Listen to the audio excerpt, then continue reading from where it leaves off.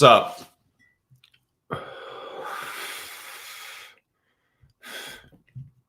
Good morning. Good afternoon. Good evening. Wherever, whenever you are, welcome. You are listening to Just My 2 Cents. It is Friday. It is another UFC weigh-in show stream. Welcome. I'm going to be covering the weigh-ins for UFC Vegas 79, which are going to start here in less than an hour. Got some burning questions for the chat. I got my picks and bets ready to talk about. I'm going to give you my live reactions to the stare downs and the weigh-ins. Talk about these fights. Get hype a little bit for UFC Vegas 79. That is what the show is going to be about. Join me, won't you? Hope you're having a good Friday. Hope this is the end of the work week for you. If it's not and you have to work this weekend, my God, I'm sorry.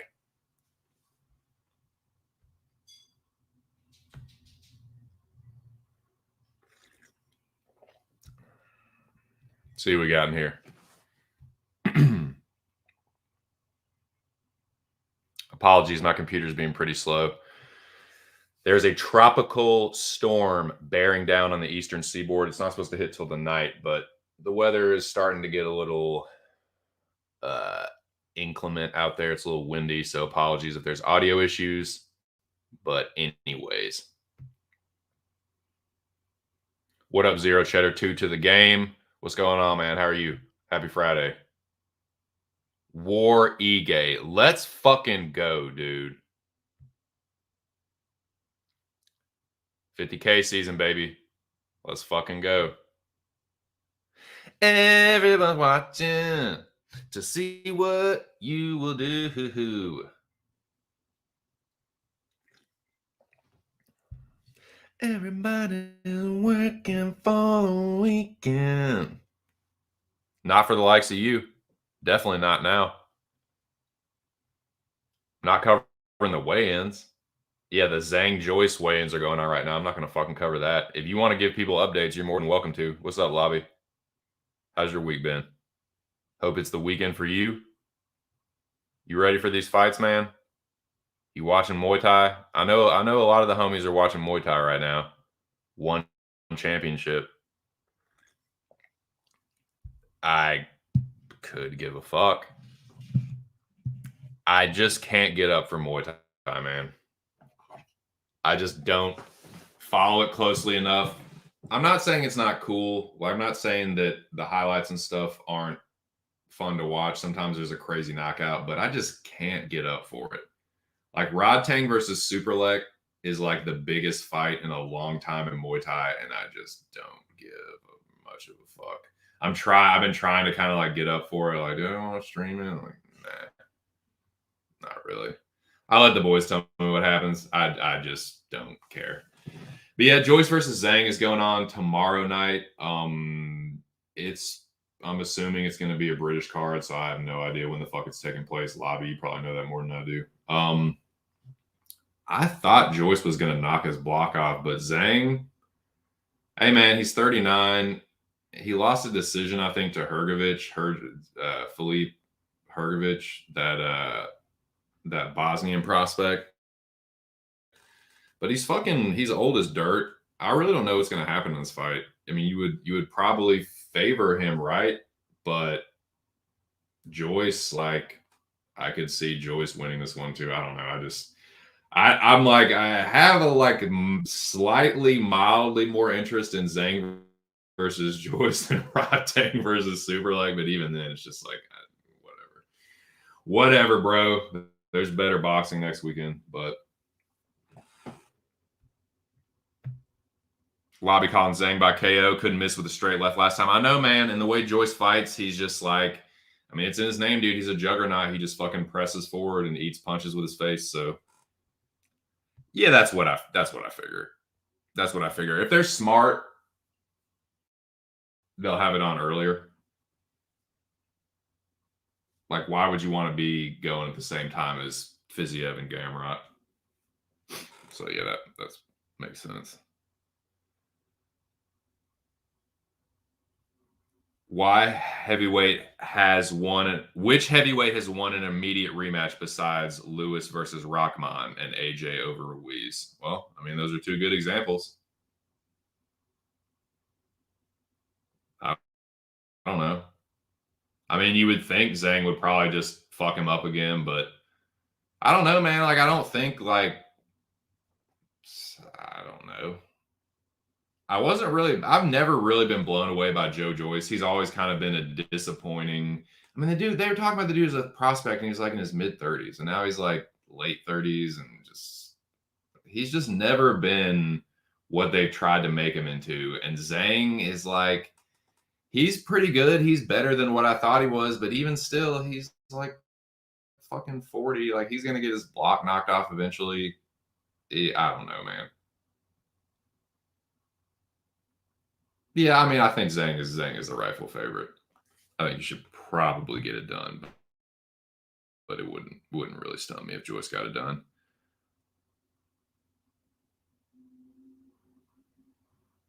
That's like if you count this a title fight, right? Right. Which it's not really. I'm sure they'll put some kind of bullshit belt on the line for it, but it ain't for no real belt.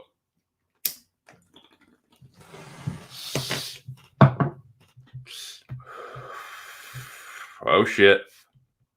Hold the phone. Well,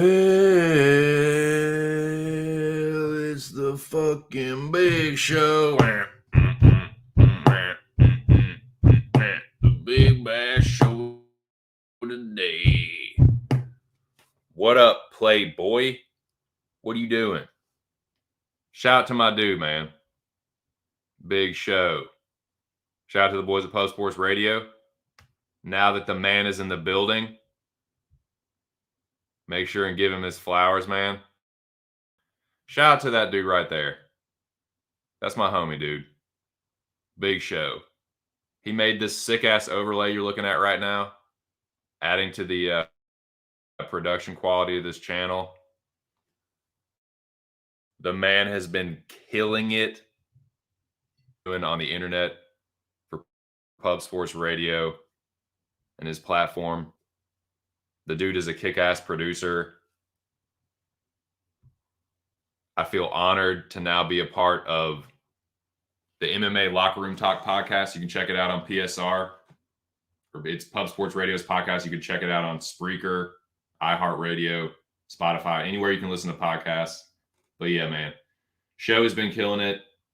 I'd call him like the de facto leader of the podcast. He pretty much created it and running it, producing it, doing a job of hosting. Hosting isn't an easy job, man.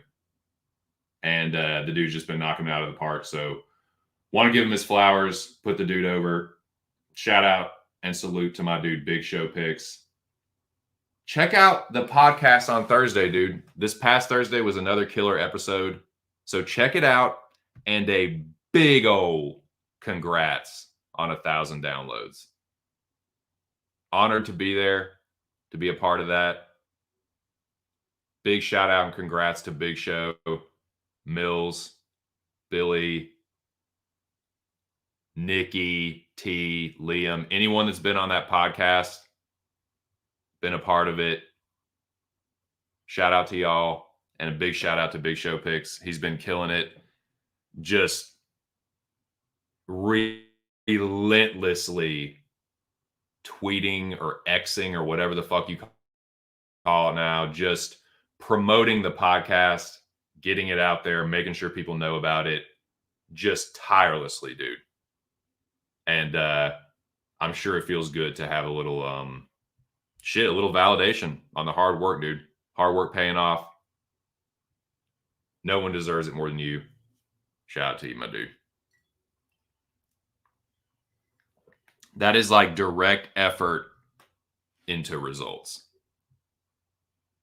Like just grinding on the fucking podcast, getting all the tweets and shit out there, making sure people know about it week after week after week, man. Killing it.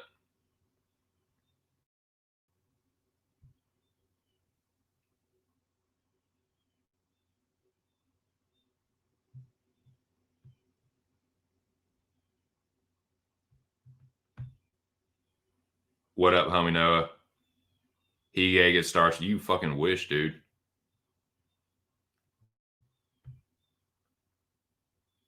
Well, it just fucking started.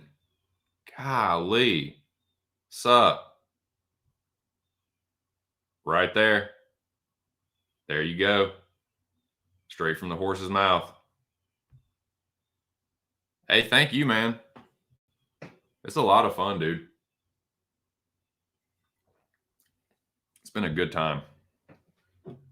I'd say I'd go so far as to say that this past Thursday has been one of the better episodes.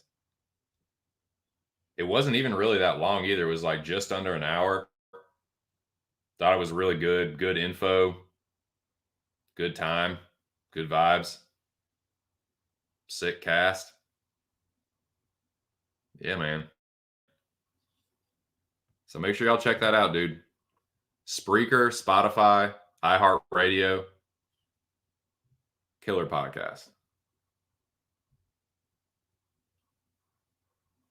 So, where are we at? We got 5 people in here. It's becoming a small gathering. Getting a little bit, not a crowd like the cyberbully said, but we're halfway there. Oh, living on a Danny Gilbert's Bryce Munster's ass prayer. Looking to get more people from the community that don't get chances on other platforms. There you go, boys. You hear that? You run tell that. Yeah, Daddy Daycare, your streams are way better, aren't they, Zach? You're awesome fucking streams. I can't win with Zach, dude. Giving me shit for not streaming on Monday. Giving me shit that there ain't more people in it. Wait, what do you want from me? What Fucking water, Isaac. Can't win, man. Hard to please. That's all right though. I got this fucking buttermints. I got the buttermints in the fucking bubbler.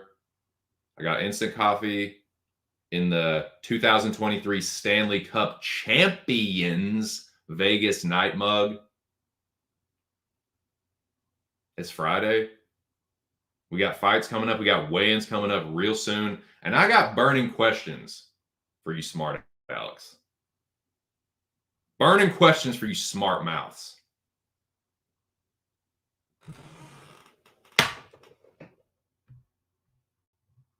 As I do every week on Friday.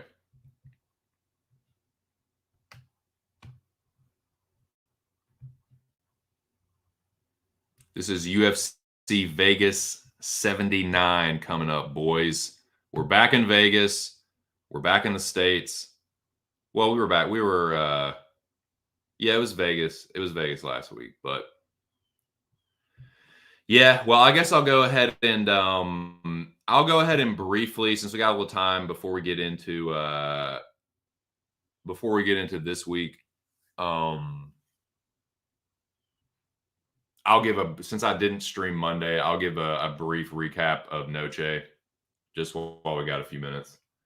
But as you can see, follow me on Tapology, subscribe to the channel if you haven't. Check me out on Twitter. I'm pretty obnoxious on Twitter, but it's really just to try and sucker people over to my YouTube channel. That's what I use Twitter for, to just bitch and talk shit and try and get people to come to my channel. So, yeah, check me out. But anyways, man, I'll go ahead and briefly recap.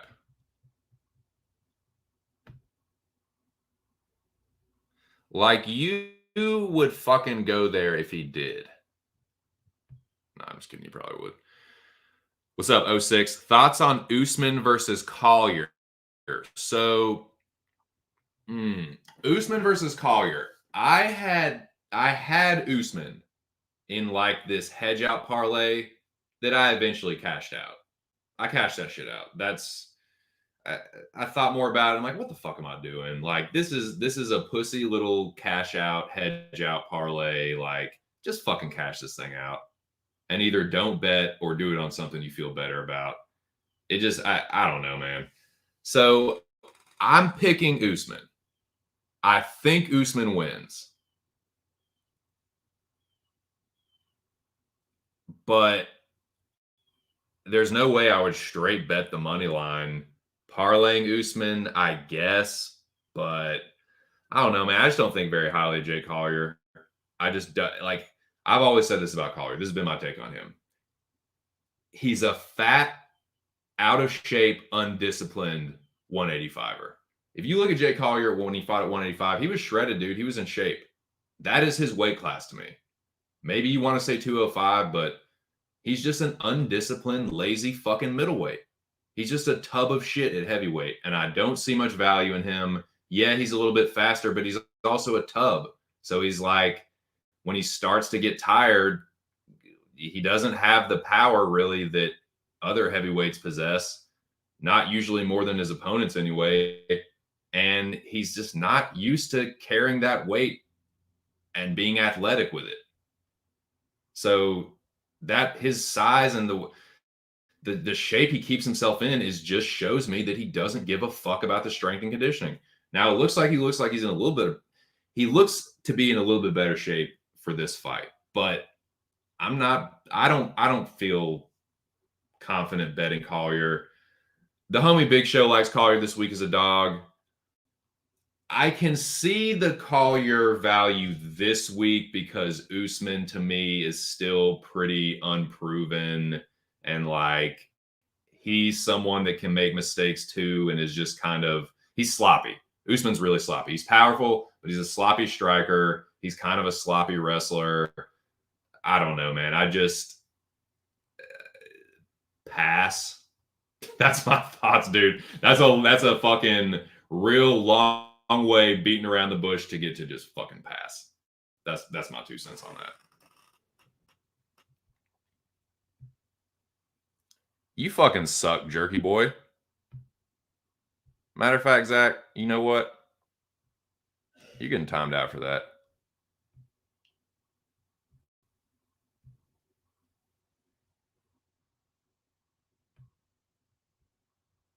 I don't care for your fucking piss pants attitude this morning.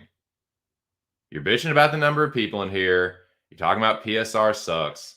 You know what? You just here's this dunce hat. You just take your fucking little ass over in the corner and you sit there for 5 minutes and shut your fucking mouth. And when 5 minutes is over, you come back here and see if you adjusted your little fucking attitude, man. I don't care for your tone, sir.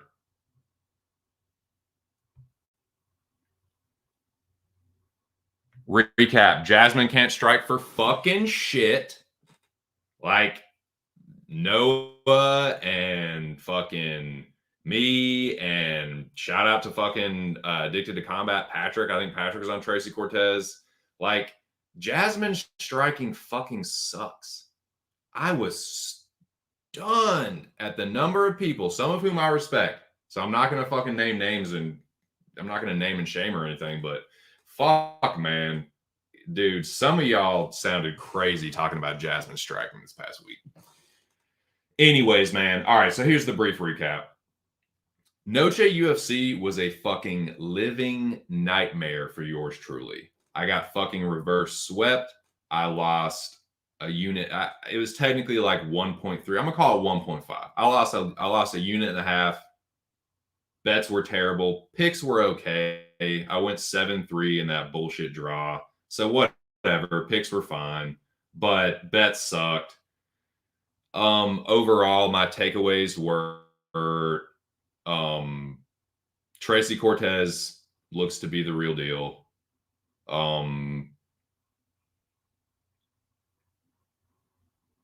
Chairez got fucked. Lacerda, to me, like Noah said, he should be cut. It's one of two things, man. Don't give me this fucking bullshit about, oh, you just don't understand grappling, bro. Yeah, I don't fucking need to know what I just saw. All this, oh, well, in that position, what you have to do is relax.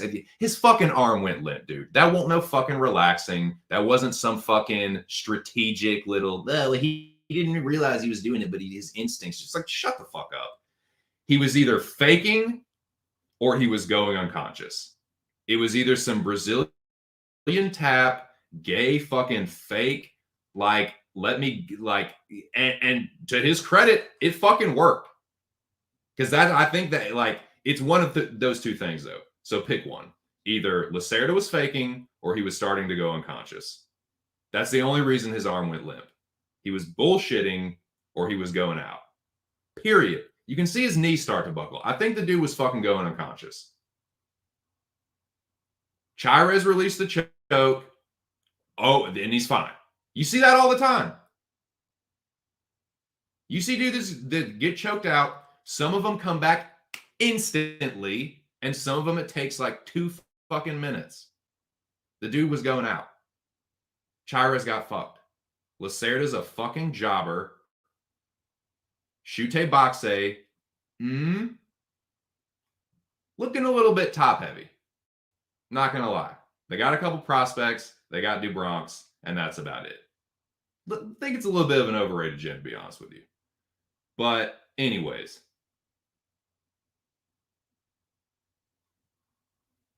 Chairez got fucked. Chairez got fucked in that.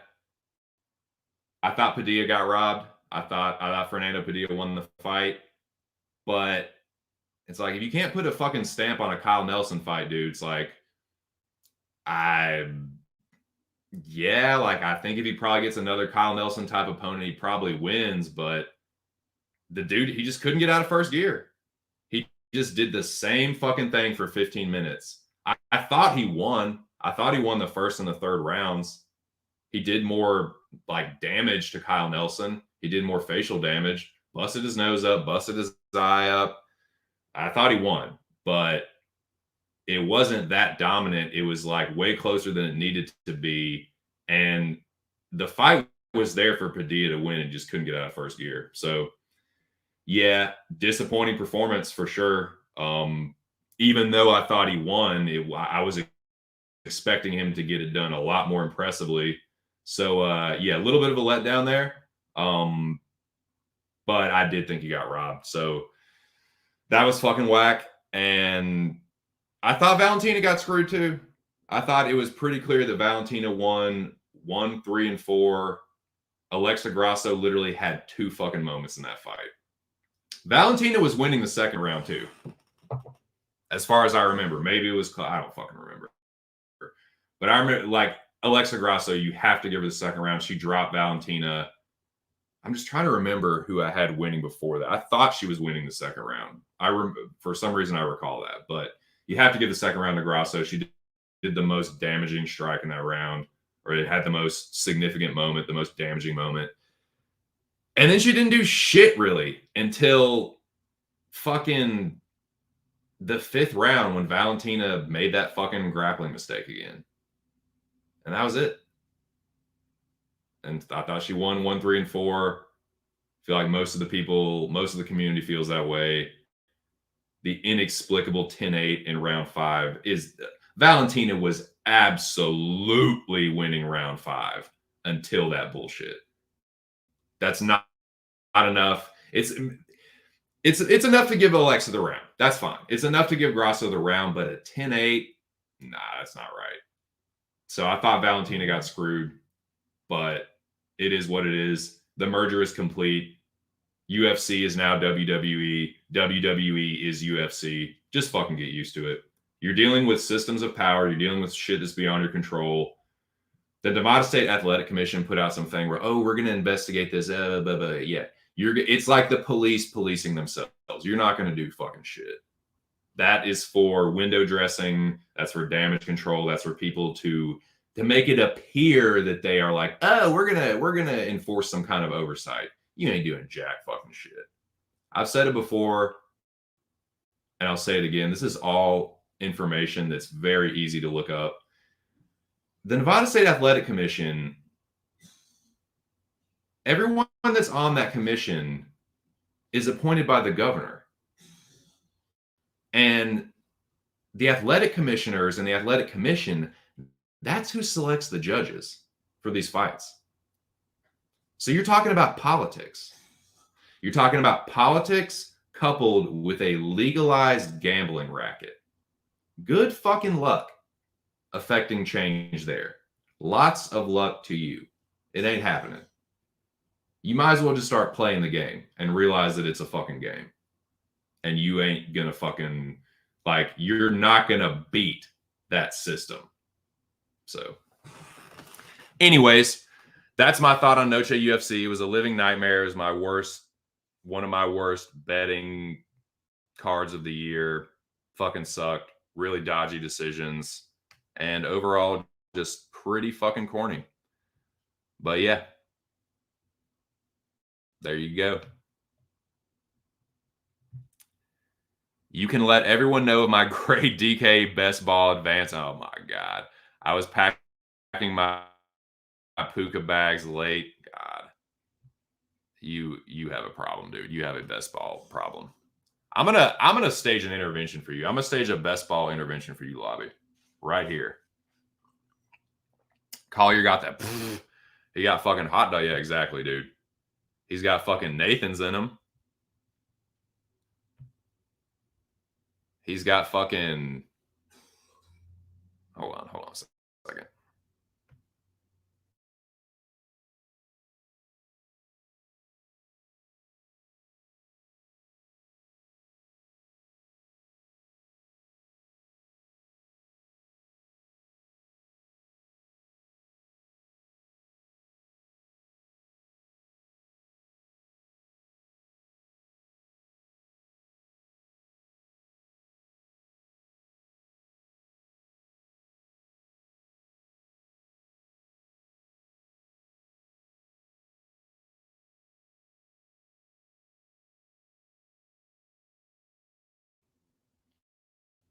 Sorry about that, boys. Had to attend to the old lady. She's out there fucking coughing to death.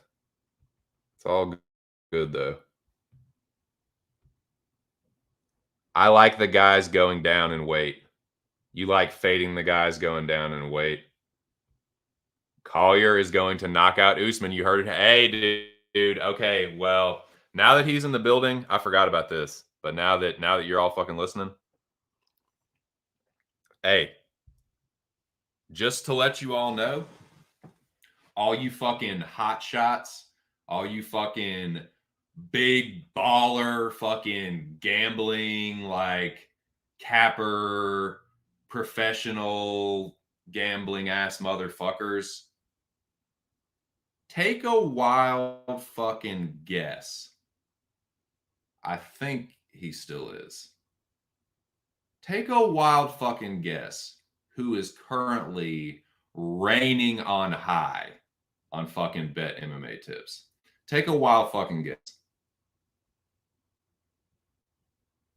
Oh, you don't know? I'll go ahead and tell you. It's that dude right there. The homie. Homie Noah. Spike Carlisle. Recognize. Fucking recognize, tough guys. Recognize, hot shots. That's my dog. Anybody got a problem with fucking who's doing what on Bet MMA tips, or who's, ooh, well, I've been crushing on this. I've been doing this, that, and the third. A bit deep, squeeby, dip.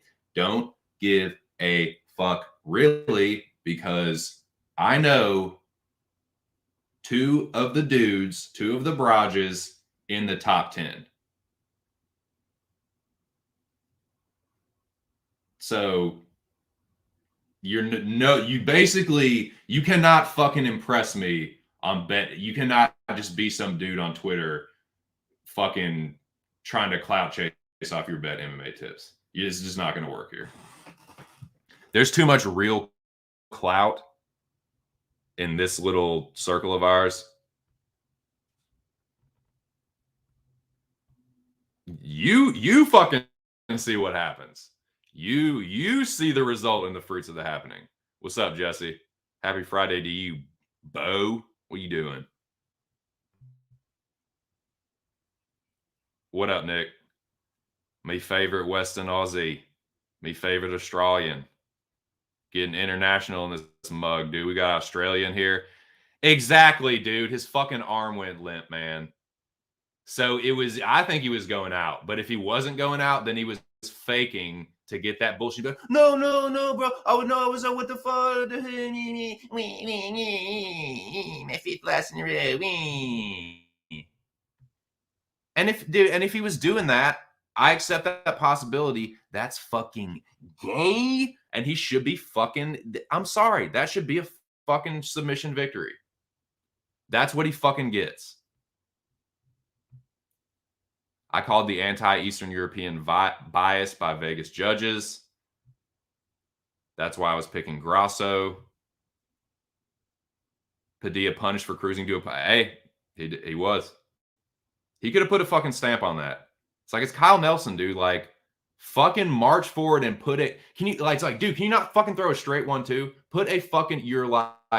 You're so tall for that division, just wouldn't throw a straight 1-2 down the pipe. And it was right there all night. It was just like, it was very frustrating to watch. Justice for Valentina. Don't care to see a rematch, though.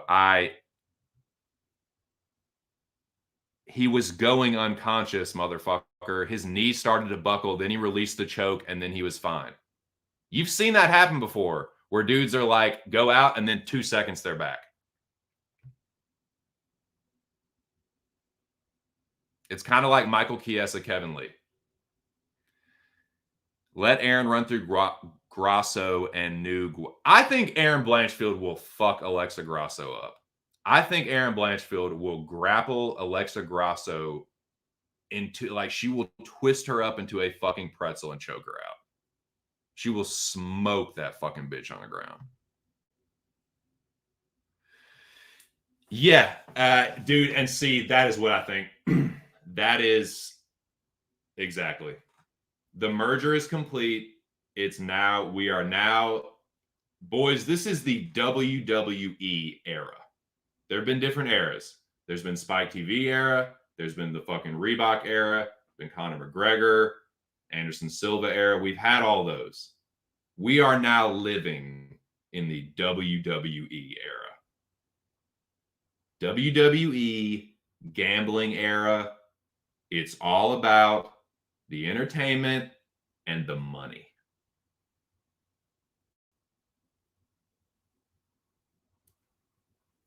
They can't they're not like scripting the outcomes of the fights.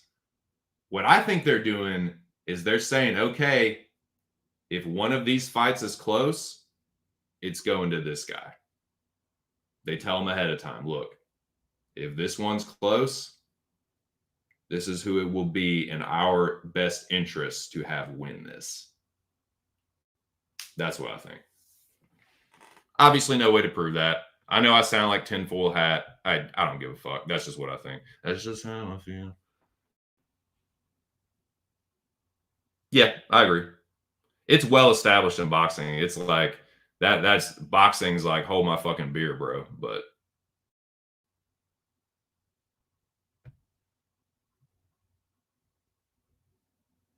please do if I don't get a team to week 17. Oh man. Who's the Padilla avail? Let's figure it out, man. Let's fucking get into it, I guess.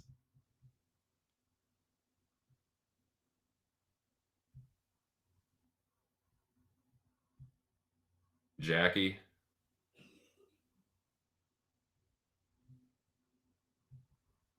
I don't see Jackie boy.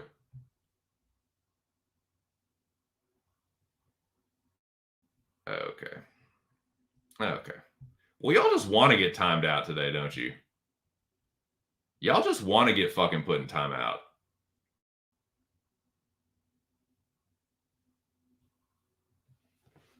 You're not going to come to this channel and disrespect Aaron the dog, and you're not going to come to this channel and disrespect Pub Sports Radio.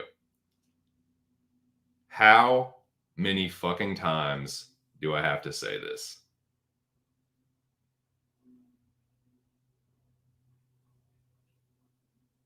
Am I going to have to bring back Uptown Girl? Am I going to have to bring back the premier 1980s Billy Joel cover band lead singer meme for you? What did I just say, bro? Don't fucking disrespect Aaron the dog. Don't disrespect Pub Sports Radio. You know I fucked with both of those platforms heavily. You're asking for it. You know what you're doing. But that's what's going to happen. Every fucking time. Shout out to my dude, Aaron the Dog MMA. Aaron is taking a little hiatus, as you all know. I hope he enjoys his time off, his break from the UFC. I don't blame him one fucking bit. Shout out to my dude. Enjoy the time off. He's in school full time right now. Sure, it gives him more time to focus on his studies.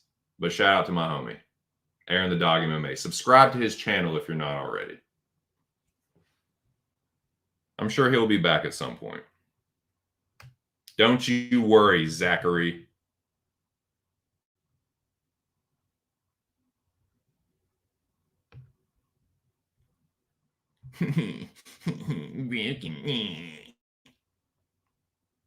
Shut up. Shut up, Zach. Go back in timeout with zero cheddar. YouTube boners can touch fucking dunce hat tips.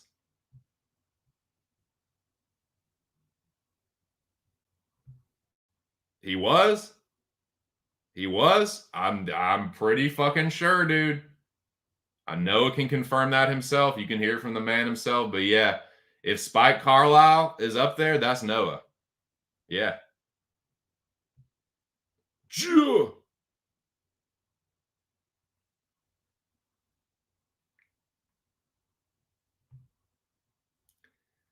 Dude, that is so fucking corny. Did it in one card. But I've been doing this for me. My baby made it. Shut up. You just fucking mad that like you couldn't clean up like that. That in one card, homie Noah overtook all you fucking greaseballs. Fucking suck that. They're witnesses. We seen it. It was in the Dome. Shout out to the Dome, the greatest group chat in the whole fucking world. There are two dudes in the Dome that were or are at one point in the top 10 of Bet MMA tips. They were or are better than you at some point on Bet MMA tips. Facts, don't care about your feelings. I can't believe that I'm quoting Ben Shapiro, a dude that I cannot stand, but you know what? It's just appropriate for this time. Oh, the Attitude Era was too real. No, it did. It did because he couldn't put a fucking stamp on it. It's like you're letting Kyle Nelson outpoint you, and you've got that much of a fucking reach advantage, and like, I don't know. World Wildlife Fund. Oh man.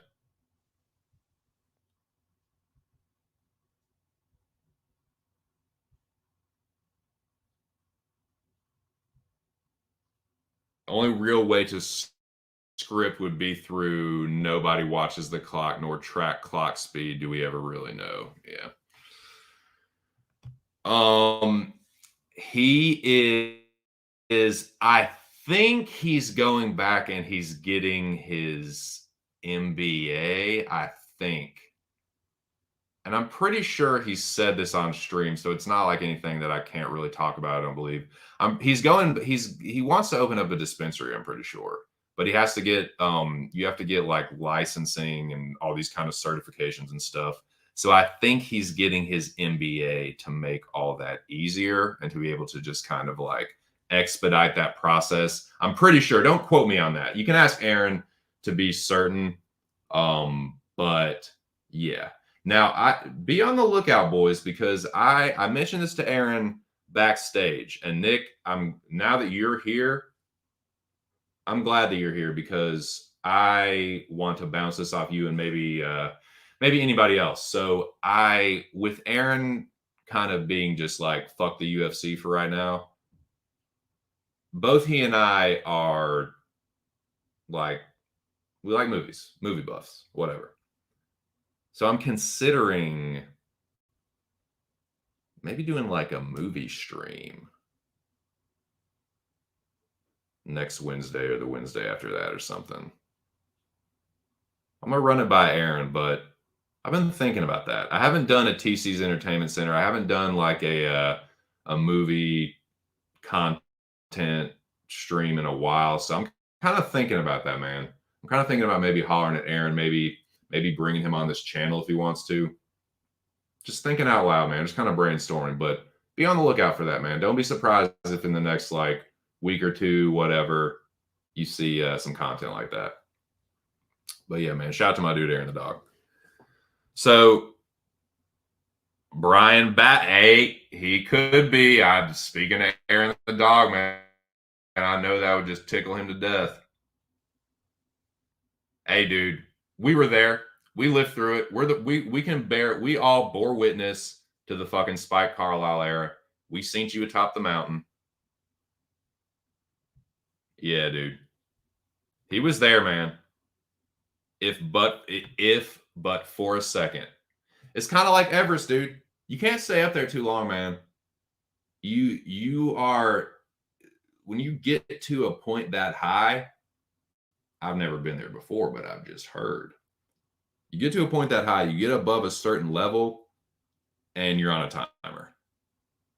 You get to the peak of Everest, you get to the peak of K2, you get to the peak of these places, and it's like, all right, you want to hang out there for a while, but it's like, okay, we've got a certain amount of time before we're going to die from lack of oxygen.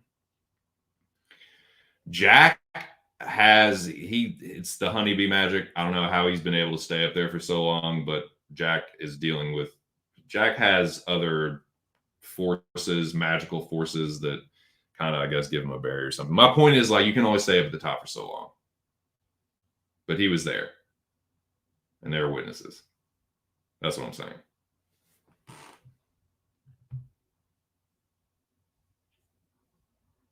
Shout out to the general, the homie, the leader of the dome. Killed it last night in NFL. Very sharp NFL dude. What's up, General? How are you? What do you do? And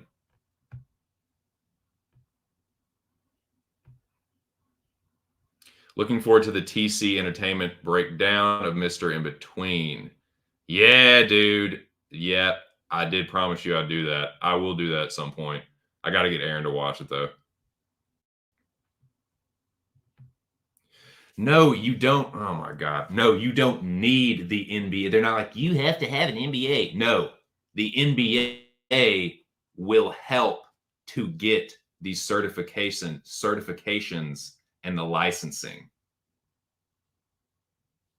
All that benefits that cause. It's going like he's going back to school to learn how to fucking run the business. To learn, and once he's done with that, then it's like, okay, I've got my MBA now. I'm gonna get my license and registration and all that shit, certification, blah blah blah blah blah.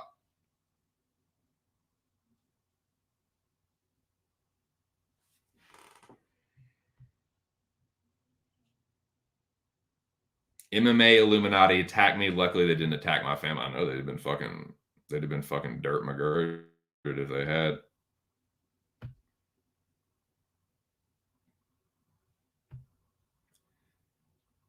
Zach, why do you think people get MBAs?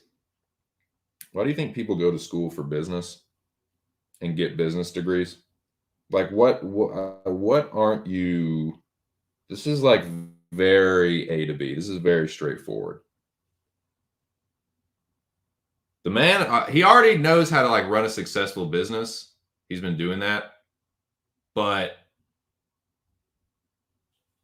to get like to jump through all the hoops he's going to have to, and it's just going to make the whole fucking thing easier. Why am I having to explain this to you? This is very like basic logic.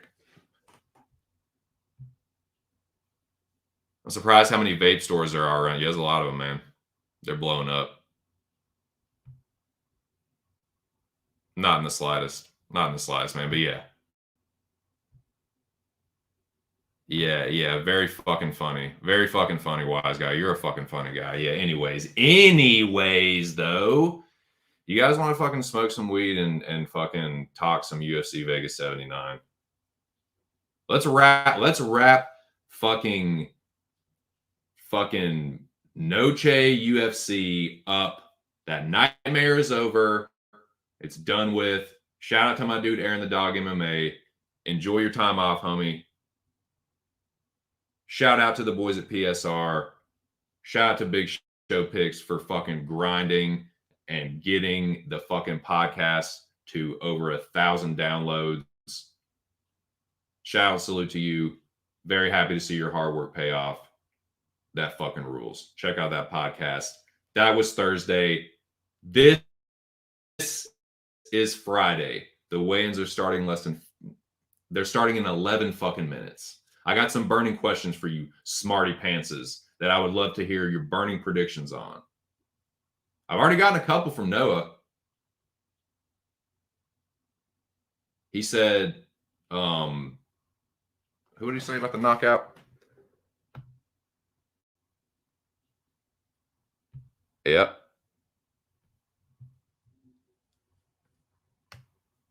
That's right. Exactly, dude.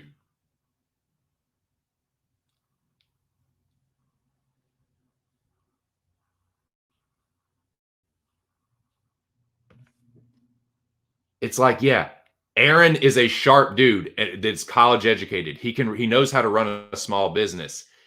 A dispensary is not exactly a small business. It's a medium-sized business. That's not some mom and pop shit. You have to get all kinds of shit with the state, licensing, registrations, certifications, a lot of red tape. Hey, jump through this hoop, then jump through another one, then jump through a smaller one and don't touch the fucking edges. It's like that. Zachary. Fucking smart ass. He fucking knows that too. He's just fucking trying to wind me up. Anyways, man. Zach, will you at least fucking, can you at least stay on topic, bro, today? Can you at least do that for me? Can we just keep it civil and stay on topic for the love of fucking Christ? What's fight of the night going to be? Zach, what's fight of the night going to be? Can you at least tell me that? Can you at least tell me what the banger of the night's going to be? Can we at least find some kind of fucking middle ground? All right.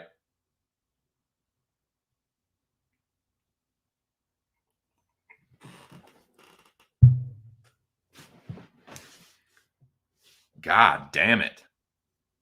Drive a man to smoke weed. Smoke buttermints, dude. If I can find my fucking lighter. Not happy about that. Not happy one bit about that. It was fucking, oh my God, dude. Oh my God, this is Zach's fault somehow. This is all Zach's fault. God, Zach, I'm gonna fucking snap your fucking neck. Oh my God.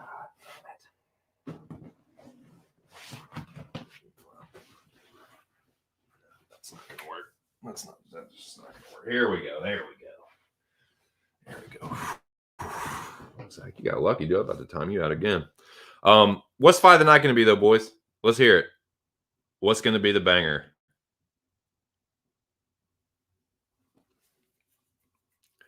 I think the co-main event could be fight of the night. I think the main event could be fight of the night. I think there's a couple different possibilities.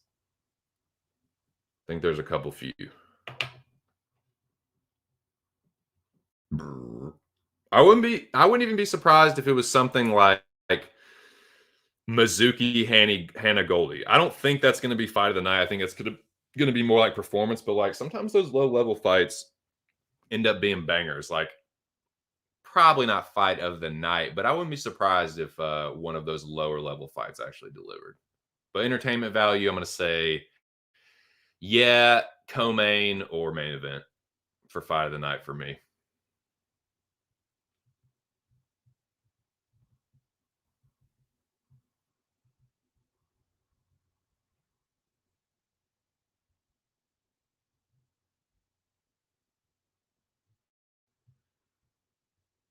Oh my God. No, there's not a fucking barrier to entry. It helps.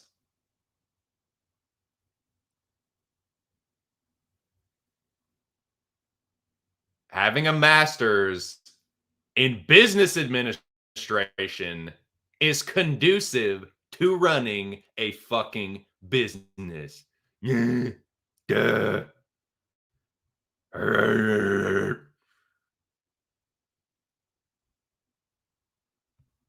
tell you anything I want to tell you. Tell you I'll stomp that fucking orange and fucking squish all the juices out on the pavement and waste them. Have them dry up in the sun. What do you think about that? Ain't no damn oranges in New York. Fuck is a Syracuse orange? You know fucking orange grows in New York. Maybe there are. I don't fucking know. I ain't been there. I've been one time to I've been a few times to New York City, but that's about it. That's about as far north as I go. Pretty much all these fights. That is a good point. The main event in particular, I was talking about this yesterday with Mills and Big Show. That I think, yeah, me and Mills were talking about the main event, and like it is a striker versus grappler.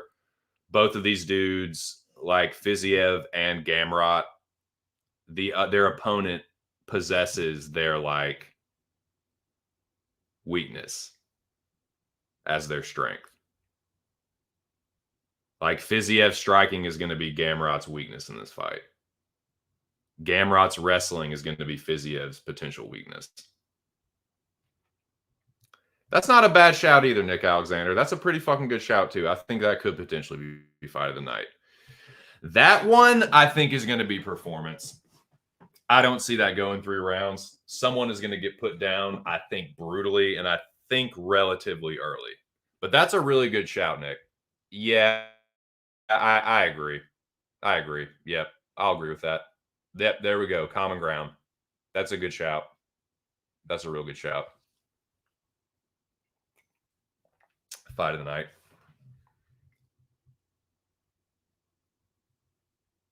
All right, let's get this one out of the way first. Well, not first, but you know what I mean.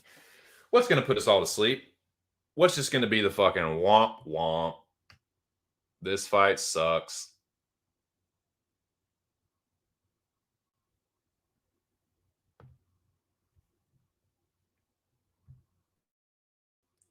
I think it's going to be this one right here. I think this is going to be a stinker. I think it's a Vidal decision, but it's just messy, ugly. I'll tell you what, too, dude. If this one doesn't finish, if this one right here goes to the cards, I said this yesterday too. Oh my God, you are gonna want to be put out of your fucking misery. If this one is still going in the 3rd round, dude, I will be praying for that fucking nightmare to end. That's gonna be my pick, dude. Matter of fact, that's it. That's my pick. Usman versus Collier, stinker of the night. Greasy Usman decision. Wrestling fest. They both get tired, sloppy. That's my pick. Snoozer.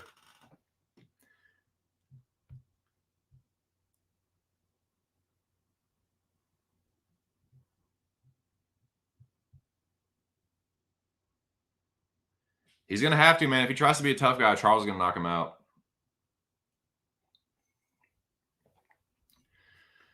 That's a good, that's a good shout too, dude. Noah's good at these, man. Noah's got really good predictions for these shits. I think that's a good one too. Yeah, I'm still going to stick with Usman Collier, but man, I can see that too. Like Brundage maybe doing a little something in the 1st round and then just getting wrestle fucked by Malkoun, who's not a super dangerous guy.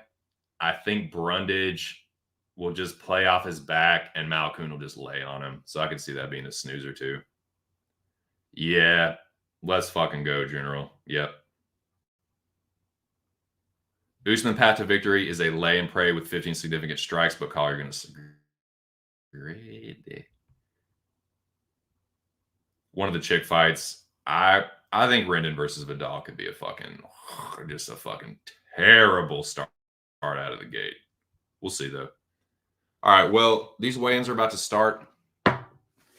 I'll ask you one more question while I get myself prepared and get ready to kick these off, boys. This is one I've introduced semi-recently, but for the last few weeks, I like it. It's been kind of a pertinent question to think about, pretty relative, because it seems like at least one happens every card. One happened on the last card. More than one, honestly. As Padilla and Shevchenko got robbed. Who's going to get robbed this week, boys? While y'all think about that, I'm going to get ready for these weigh-ins to start. Who is getting robbed this week? I tell everyone all the time to do WG if you're going back to school. There's just the flexibility. Shut up.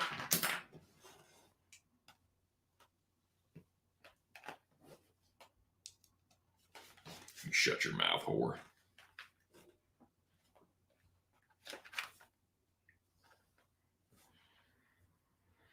Is like skip the ad better?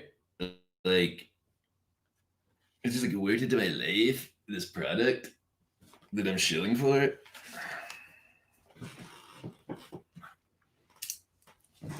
Can we get 10 people in here, boys? Can we get one more fucking person in here? Who's getting jobbed, though, man? Who's getting fucked? Who is about to get fucked?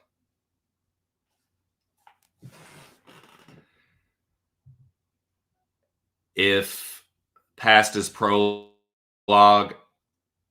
I think the main event and Gamrot winning would carry some robbery potential.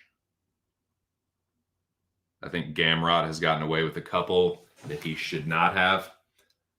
I think that several fighters that have fought Gamrot have been robbed. I thought Jalen Turner got robbed. I thought Arman Sarukian got robbed. And it could happen here. But we'll see. We kick it off now. Fiziev is up first. Shaved head Fiziev.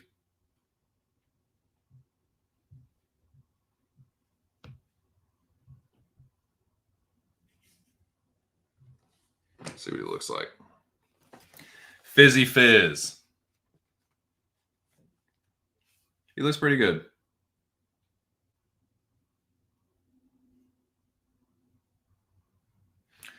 $156 and looking sharp. Yeah, looking pretty good so far.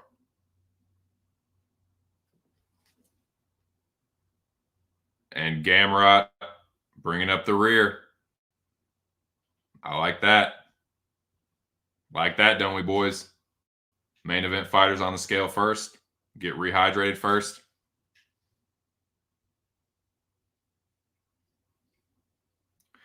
Gamrot looks a little more sucked out. He looks a little rougher. Looked a little less energized. Like, didn't look terrible, but didn't look great either. I'm gonna have to say he looks a little rough. Ramos looking a little rough too, man. Looking a little hazy, looking a little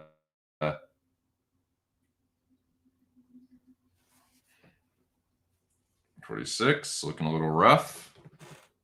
As I always say,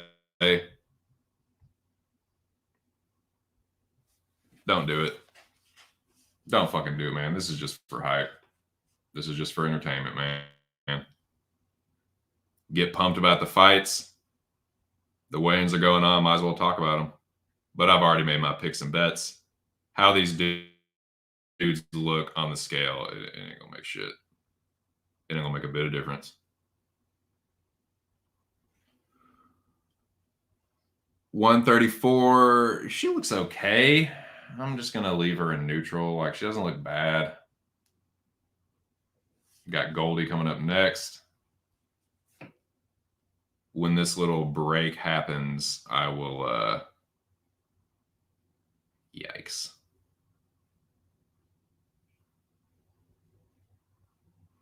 I'm sorry, dude. She is fucking juiced to the titties. She just got the fucking. She's got the neck and shoulders and like upper body of like a smaller dude. She's on some shit for sure. Fletcher is on the scales now. Takes a ginger step upon the scale. 170 and a half. I don't know. Y'all tell me, does Fletcher look good? He looks all right. I'm leaving him in neutral. Y'all tell me. But we got Marina Rodriguez. Marina, the skater chick. She was a skater chick. She said, see you later, chick. 116. She looks pretty good. Looking sharp. Obrigado. Brian Battle. He looked like poo-poo last time. Looking a little like poo-poo this time. Battle was a prime example of like 171. I remember his last fight with Gabe Green. Battle looked like shit on the scale, and he chin checked Green in like 20 fucking seconds. So,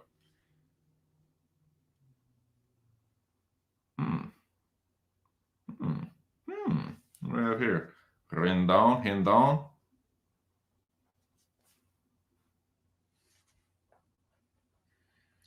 Looks pretty good. Montserrat Rendon. Got a little tater on her. Not put together too bad. Jacob Malkoun.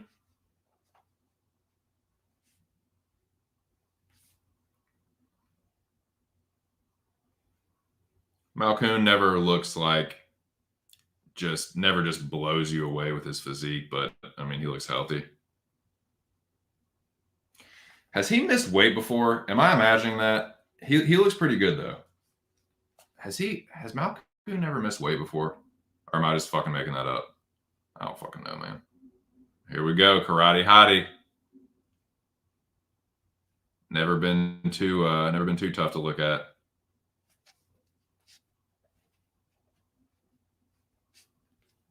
I don't know about this one, man. I think Marina wins, but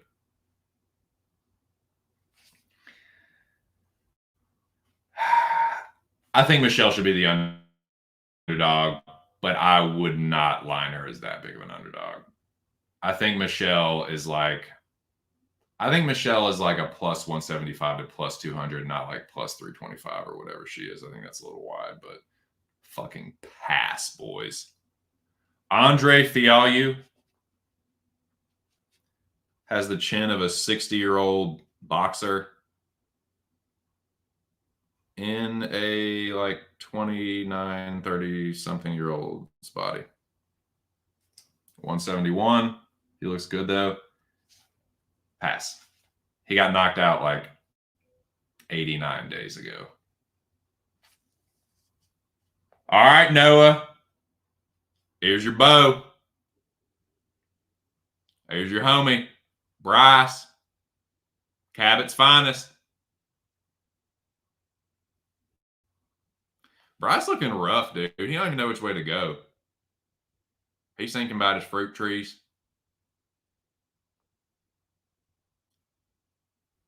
He come up from Cabot to Searcy. He resides in Searcy now. When I briefly went to the University of Arkansas, I had a pledge brother that was from Searcy. He sounded just like it too. Searcy by way of Cabot. What was he, 146?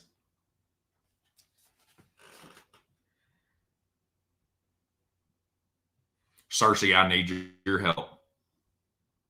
I'm going to get knocked the fuck out by Dan Ige, and I'm going to need your emotional support when I get back there.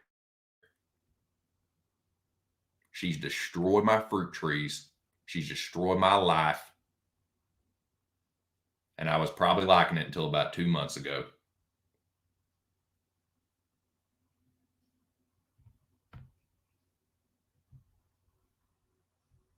Let's see what we got here. Damn it. Gosh darn it. Where in the fuck did that... dude. Where did this stream go? What's going on? Okay. We've got our first lull in the action, gentlemen. So let me put the weigh-in results up upon the screen.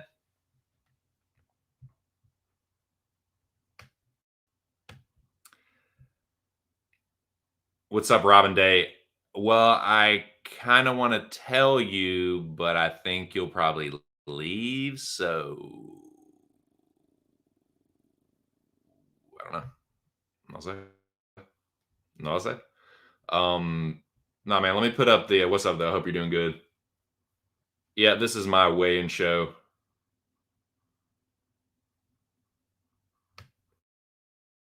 UFC.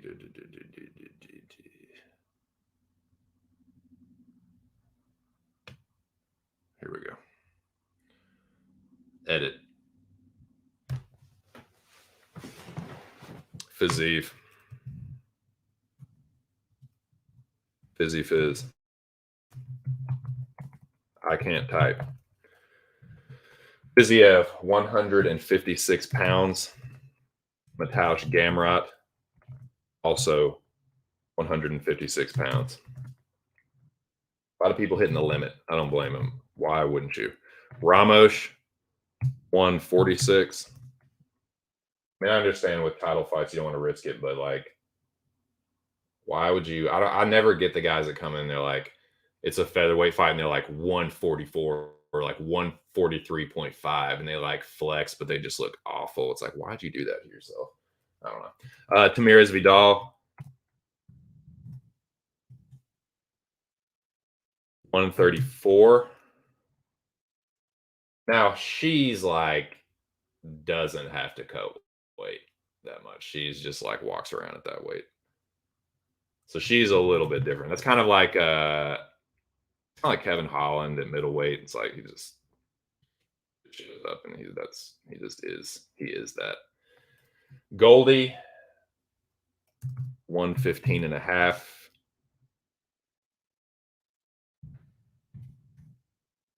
That's all that's optical illusion booty.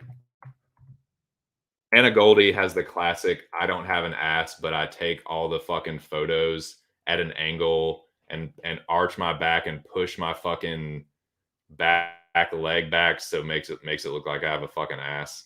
And she puts all those up on Instagram, but it's like you take a profile of her and it's just gone. This is gone. It's the optical illusion booty. Seen it before, boys.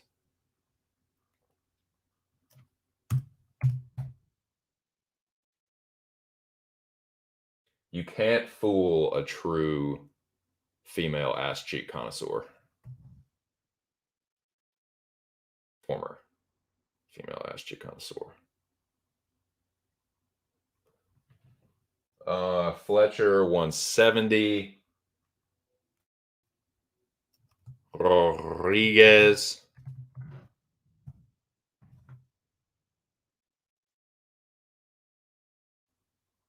116. Marina looked good. Skater chick. She said, see you later, chick. Battle. That looked rough, dude. 171.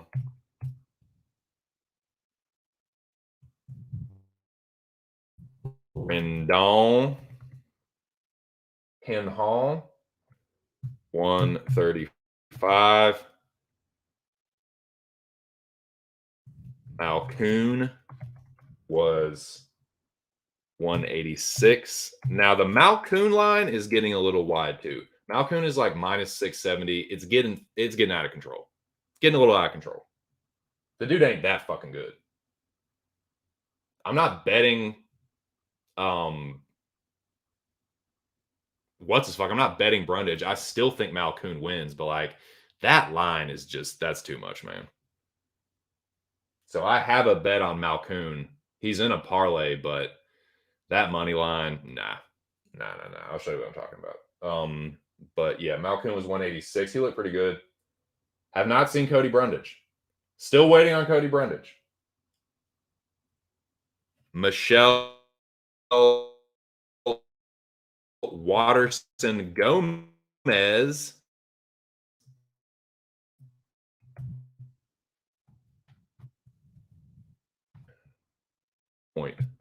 .5. Fialho.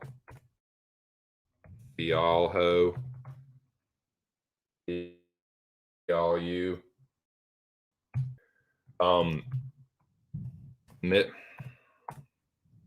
Mitchell, 146.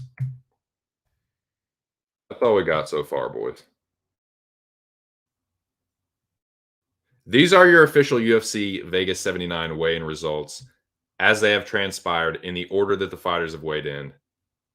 And now we have Miles Johns approaching the scale. Let's see what we got here. Miles Johns. Someone that I do consider him to be a bit of a live dog here. Shout out to the homie Mills, MMA Locker Room. I believe he likes Miles Johns as an underdog. I certainly understand his reasoning. Think he looks pretty good. 136, Miles Johns. I've seen him look. Oh my God, I've seen him look so much worse. 10 people in the motherfucking building. Great success. Shout out to all you guys. We got 10 in the building. There we go. I don't care how long it lasts. That's double digits. That's what I asked for. I appreciate everyone that's shown up. We just have Miles Johns weigh in. I'm going to put that up on the board right now. So far, so good. No one has missed weight. Let's fucking go. UFC Vegas 79 takes place tomorrow evening. Johns. 136. Pretty good. Looking pretty good. Now, back to that. Johns. Hans. 136. Save that.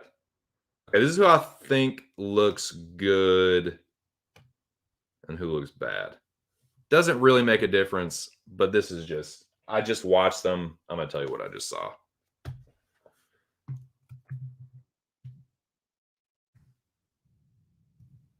Fizzy.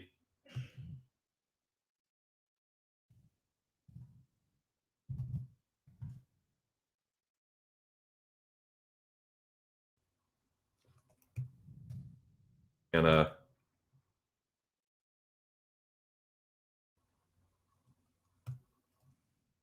Montserrat.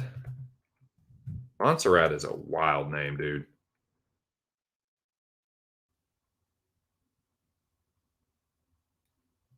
Jacob Malcoon looked pretty good. Like I've seen him look on death's door before at the weigh-ins. Malcoon, Michelle looked pretty good. Andre looked good.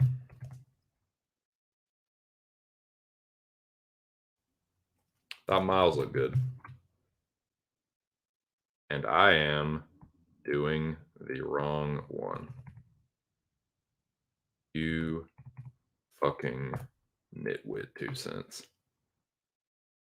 Looks like we got somebody else approaching the scale. Who we got here? Well, Fitzgerald, if you get through stuffing your face and swallow your fucking food. Jay Collier, your boy, Noah. Big Show likes him this week too, man. Jake Collier looks to be in marginally better shape than last time. I'm sorry, that's a middleweight that's out of shape. I know what I'm fucking looking at. That's a fat middleweight. 250. He's still 10 pounds from tipping the scales. 256 and a half. He looks better than last time. I mean, what are we saying, boys? Are we saying that looks good? Like what is the litmus test here? You know what I mean? Where's my fucking lighter? Zach? Dude? Am I gonna have to crush your fucking skull, Zach? Because if I can't find this lighter, I'm afraid that's just what's gonna happen. You've already been there we go. Stay of execution. All right.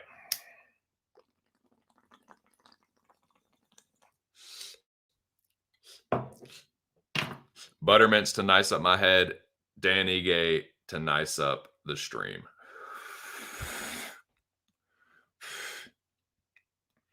Dan Ige looking solid, full of focus. 146.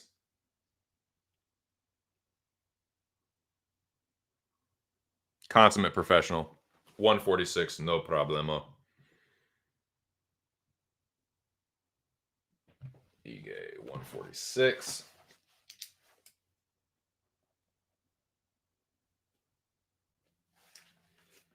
All right. Looking rough. Who's looking rough? Gamrot. Scamrot. More like it. Get it, boys? Am I right? Scamrot. Scamrot. Ricardo. Brian.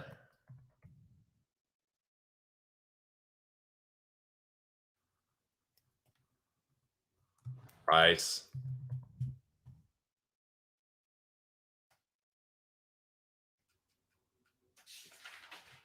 Yeah. Yeah. Actually looking good to me. That's just looking rough to me anyway.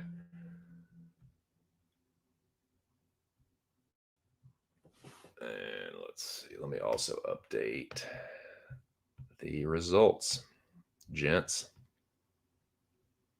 we had 11 people in here. That's pretty tight.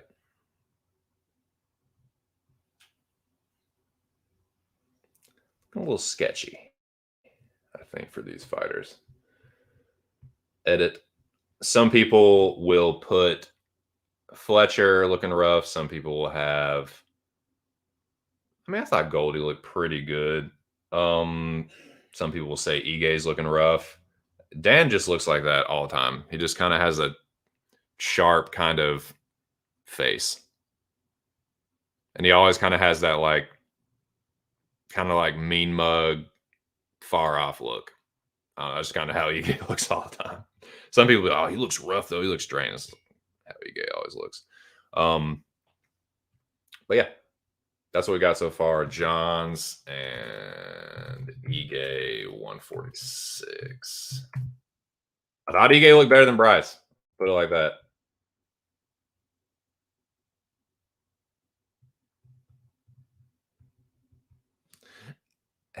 Jim, how to cook that you drink at night before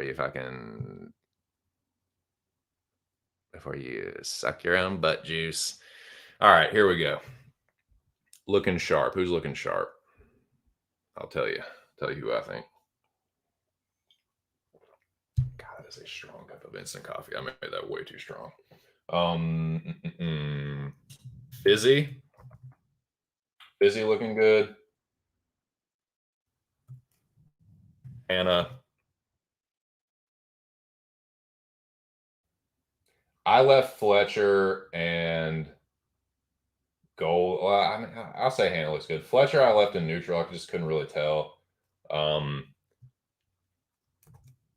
Auntie Montserrat looked good.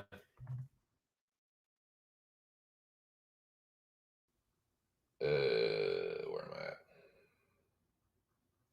Jacob Malcoon looked good.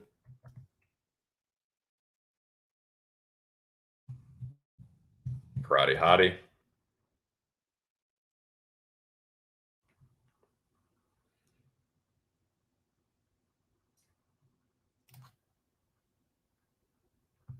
Hannah Marina. Montserrat Michelle. Malcoon. Andre Fialu. Always looks good. Well, not always, but he looked good this time. I thought Miles looked pretty good. And Dan. Okay.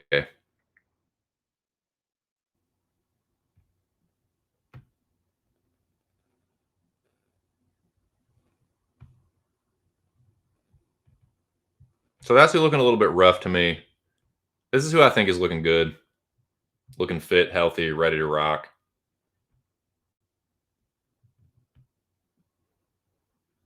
But skills pay the bills. The better fighter will win. It's how they look physically on the scale is not the best fucking metric to use to pick fights, in my opinion.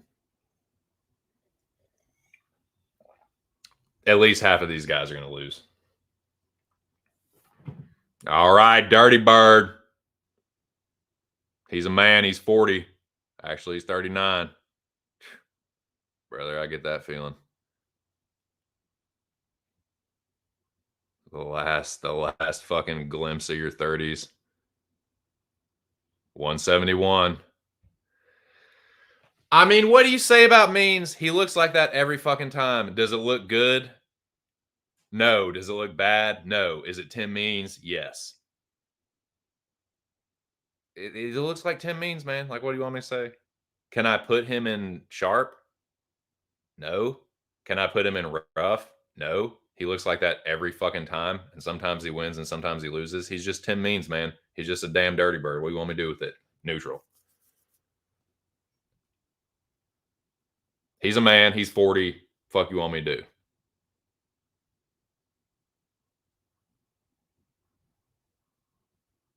He's a raggedy 40-year-old fighter. Like, what do you want me to fucking say, dude? He's a damn dirty bird.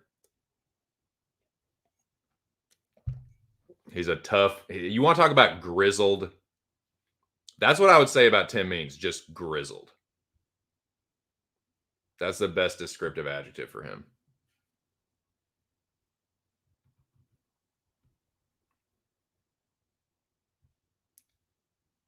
Well, we come from the same place.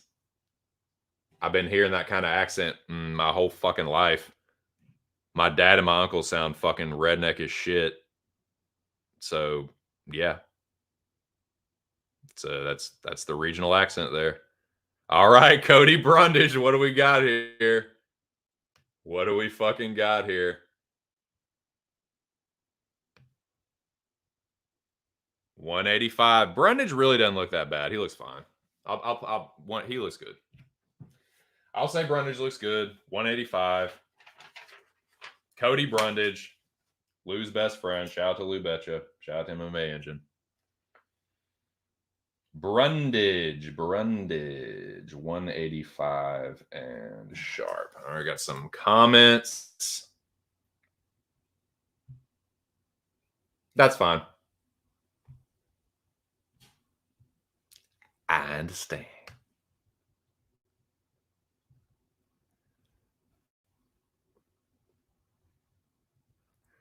See what we got here. Okay, that'll be the old damn chat. Here. Chin Rot. Fucking Chin Rot. Dude, Noah has the best fucking nicknames for this man. Scam Rot, Chin Rot. Gets robbery victories off failing takedowns. Yeah, they ankle dive and get credit for just hanging on to a man's ankles. And I'm sorry, that for all the bro, MMA is the closest to a fucking fight, bro. That aspect of it is the corniest, like non-realistic. Let me tell you something right now. An untrained person, if you dive at their fucking ankle, most likely what they're going to do is they're going to take their elbow and just drop it right onto the top of your fucking skull. They're going to fucking spike your skull or the back of your neck. So I'm sorry, like that ankle diving shit and that on one knee, the shit that Aljo does, the shit that Gamrot does, that's the milking of the rules. Like it's just really like, okay, bro, this is a sport. It's not a real fight. Boxing isn't a real fight. If you want to be like that, boxing isn't a real fight. MMA isn't a real fight. They're both combat sports. So yeah, I don't really care for Gamrot, Scamrot, Chinrot, and his fighting style. I'm definitely on Fiziev this week, and I think there's a good chance he knocks him out because Gamrot is chinny. He's been getting dropped left, right, and center. Been dropped in more of his fights than he hasn't. He's been dropped more times than he hasn't been dropped in his fights. He's had like 7 UFC fights, been dropped in 4 of them. A little bit of a dodgy chin. Kind of looked rough on the scales. Not saying that's going to affect the outcome of the fight, but I don't think the dude has a good chin. Fiziev is very fast and hits hard. And he's one of the better, if not the best, strikers that Gamrot's ever faced. And his initial takedown defense isn't bad. So Fiziev, to me, has a really good chance of knocking Gamrot out. You know what? That's not a bad shout. That's not a bad shout. I can see it. Yep, I can see it. I agree. Oh, it was a party. It was a party. 10, 11 people in here. That's a party. For a little channel ain't got 250 subscribers. Yeah. Yep. Fucking. Oh my God, dude. Fraternal twins separated at birth. God. Dude, they have the same like trap fucking, what do they call that? Trapezoid. I don't fucking know what it is. The trap muscle, dude. The shit that's on top of your neck or the top of your shoulders, whatever the fuck. Those. She looks like a fucking dude. That's what I'm trying to say. Like I said, I'd tell you, but I'm afraid you'd leave, so you just gotta stay here. Let's fucking go. I will concur with you there, Zachary. I thought he looked like death warmed over. Mm-hmm. Mm-hmm. Yes, indeed. Busting balls. Curtis Little, good to see you in the chat. You the man. You the man, bro. You are also the man. Thank you for being here. Bring it, dickwad. Well, I have done brought it. I went oops upside your head several times with the wrench, put you in timeout, dunce hat.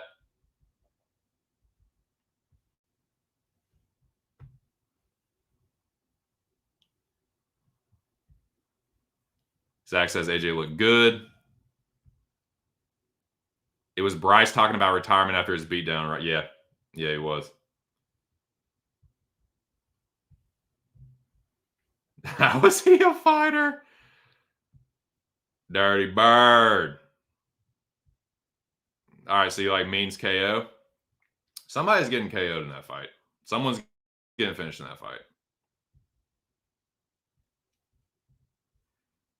Noah calling Bryce KO round 2, Collier KO round 2, Fialho KO round 2. Boy, that is a greasy. If that is a ticket, that is a greasy ticket, brother. I feel Fiziev should have the recipe to KO Gamrot. I agree. Way, way bigger than Fletcher. So that's, yeah. Yep. I agree with all that. I agree with all of those takes.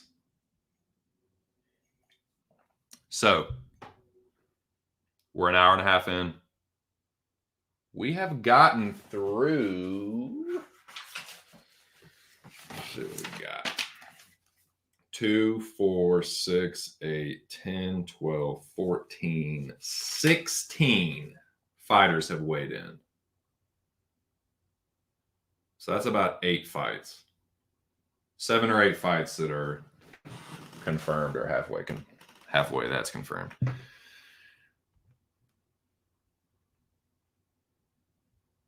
Who else we got left? Who has not weighed in yet? We are still waiting on Vidal and Renan have both weighed in. We're waiting on Mizuki Inoue. We're waiting on Muhammad Usman. Let me make this right now. Still waiting on Mizuki, Mohammed, Mohammed or Mohammed. I can't remember if it's an E or an A. I'll look it up here in a second. Brunage and Malkuna both weighed in. Fialho and Means have both weighed in. Dan Argueta has not weighed in.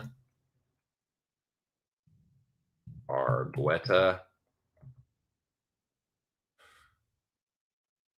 I believe we're still waiting for Charles Jourdain. So we're still waiting for Charles and AJ Fletcher and Battle have both weighed in. Rodriguez, Watterson. So the Coco, co-main, and main event are all official. And we're still waiting on all these fighters. We believe.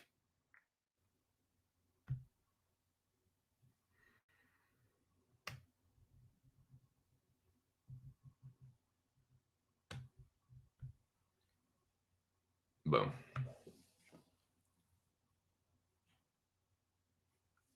Now.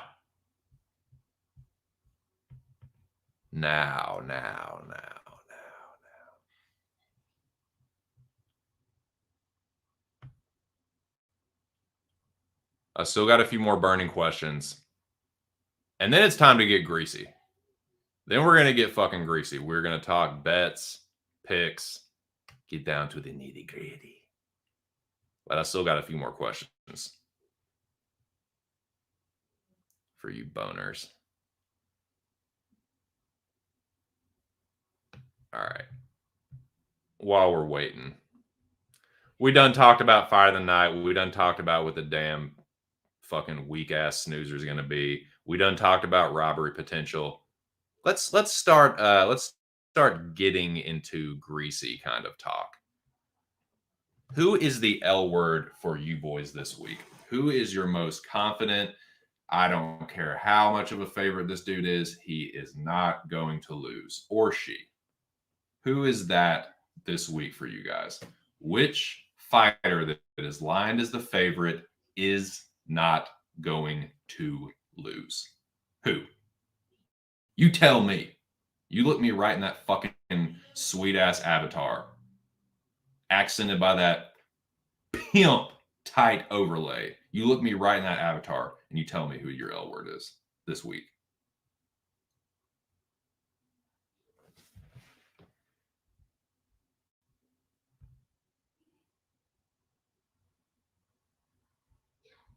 Nick Alexander says Jacob Malkoun. I think Jacob Malkoun is going to win as well. I think he's going to win as well. I think that line's getting fucking out of control. I would not parlay Malkoun right now as it stands today. At minus 500, minus 550, I still think that was, that's parlayable. You can put another couple fighters with that and get plus money, but like 6 something now you're talking about 2 other like minus 150, 200 favorites, and it's still being like even money. Like, I don't know about that, but I don't know if I can really co-sign or advocate for that. But I do think Malkoun's going to win. He is one of my more confident favorites to get the job done. I think Cody Brundage can knock him out. I'm not going to act like Phil Hawes is Francis Ngannou and that he has the touch of death.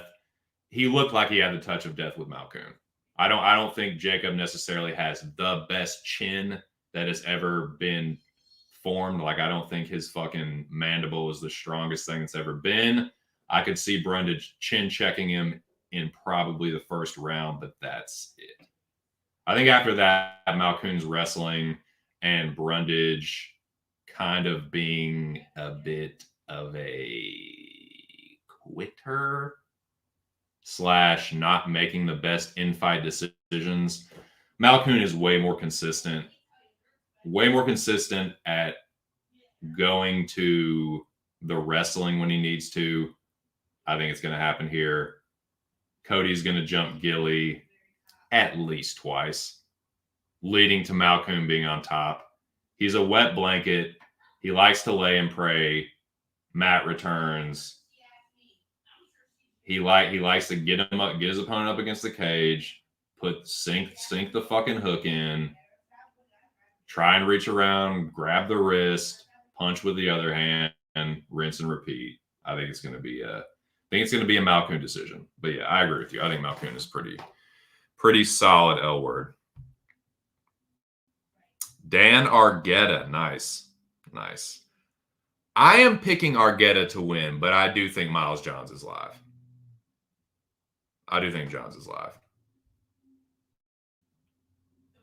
Argueta is definitely not my L word, but I think he wins. I agree with that too. Brundage has a puncher's chance and no more. Achilles chance. With I would say yeah, but with Malkoun's wrestling, no. He knows what to do there. He's going to take him down, move into fucking side control, pop his head out. I've seen that movie before.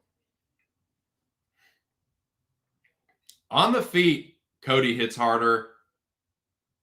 Malkoun has okay boxing, but if they're just trading, especially early, I favor Brundage, but Malkoun's definitely got the better cardio. He's a more consistent wrestler. He likes the top control. I just don't really see how he loses round 2 and 3. With all the mistakes Brundage makes with the questionable cardio, nah, man. I like Malkoun to get it done. That's fair, and that's kind of why I'm picking Argueta. Like, I kind of trust Argueta to like, okay, he's going to be a rat. He's going to go for the wrestling. Johns doesn't have the best takedown defense ever. And he's another guy that can kind of has questionable fight IQ. I see Argueta kind of wrestling him, but Johns is live for a knockout. I think Johns hits harder. He's probably the better striker, and yeah, on the feet he's live. How about who is that same that question I just asked y'all?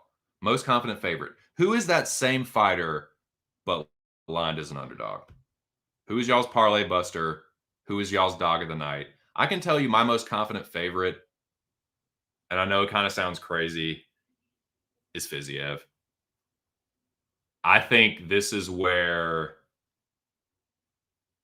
I think Gamrot's chin and him getting these dodgy decisions, I think he's been on borrowed time with that. I think like Turner hurt him, Benny hurt him bad. I know Turner is like a bigger guy and he's pretty fast too, but Fiziev, his combination of speed and power early, especially, I think he gets it done, man. I think he either knocks Gamrot out or hurts him so badly that it's just going to steal him the rounds. I can see a Fiziev decision. I can see like people act like Fiziev has atrocious cardio. He threw about 4,000 strikes against Bobby Green. You're going to get a little bit tired in the third round after that. He went 3 tough rounds with Justin Gaethje. I don't like, he's gone 5 rounds before. He knocked out RDA in the 5th round. The guy carries his power late. I don't think he's some gas bag. And on the other side, I don't think Gamrot is some fucking world beater. I think he's a fucking wrestling rat. He's an ankle diver. He's gotten dodgy decisions. He has a dodgy chin. His manager has something on Dana because they push this motherfucker like he is the second coming of Christ of Nazareth. It's really weird. He lost to Arman Sarukian. I'm sorry. Arman won that fight. And if damage is supposedly the number one criteria, he lost to fucking Jalen Turner too. Jalen Turner hurt him in 2 rounds, and all he did was get some grappling control with not a ton of damage. I think Gamrot is a good fighter, but a fraudulent contender / champion. I think he's fraudulent at that level. I think Fiziev is a legit top 5 gatekeeper to the contenders. Like, you beat Fiziev, you're ready for contendership, you're ready to challenge. You can't beat Fiziev, back of the queue, back of the line. I think he's going to hold the gate, man. I think he's going to turn Gamrot away at the gate. I just think he's going to hurt him or knock him out.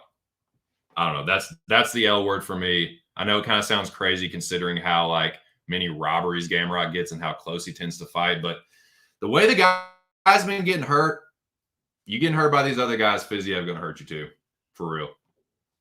Charles Jourdain approached the scale. See if he impressed for that or he is maybe I'm not impressed by his weight and performance. We'll see what we got for Charles Jourdain. He keeping armed at the sides. He looking a little rough. 145.5. He makes the weight. He looks very relieved. I like Charles Jourdain, but he looking rough for that. He's look rough for that, baby. 145.5, Charles Jourdain. Okay, let me update that.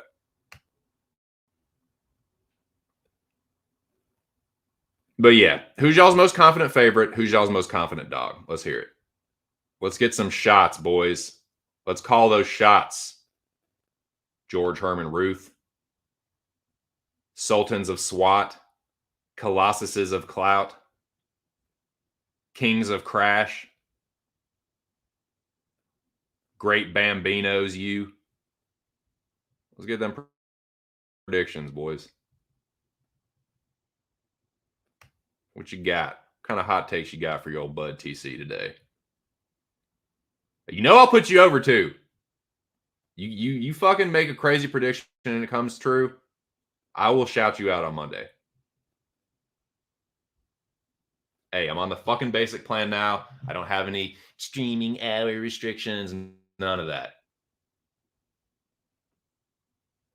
And if I forget to shout you out, like fucking Zach, the fucking king of petty, dude, I hit this. All right. If you need to let me know, remind me, fine. I will shout you out if you make a crazy prediction or whatever. All right.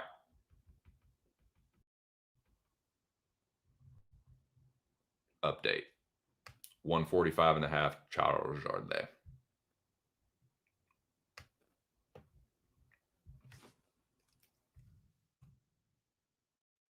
Air Jourdain. 145.5.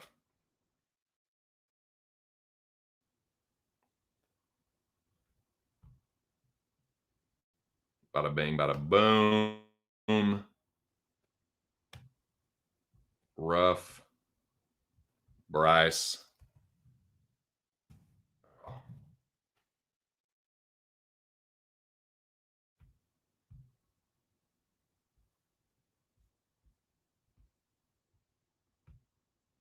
Charles Jourdain. I have to pee. I'll be back. I don't feel like turning the stream off. So I'm just going to leave my headbuds in and just put y'all on mute. I know that's breaking some of your hearts with how awesome my loop is, but sorry. I'll be back.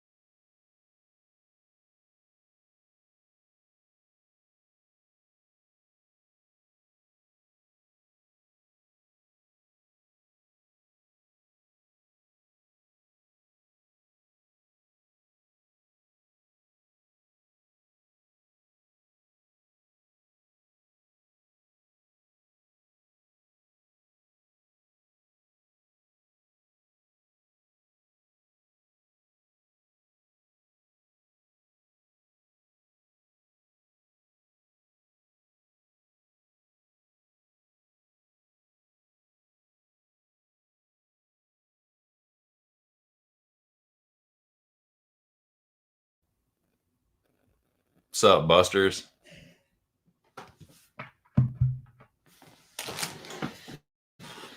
All right, so we got, if you're just joining me, we're in a bit of a lull. Most of the fighters have weighed in. We're waiting on only 3 fighters now. Let me update this. Still no longer wait for Charles.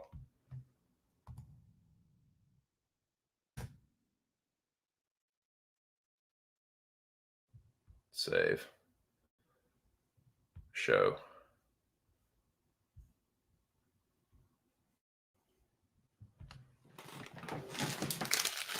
Yeah. Chick-fil-A has dank chocolate chip cookies.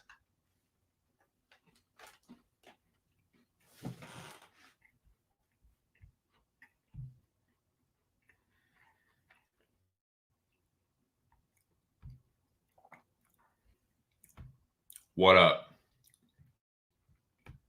What up?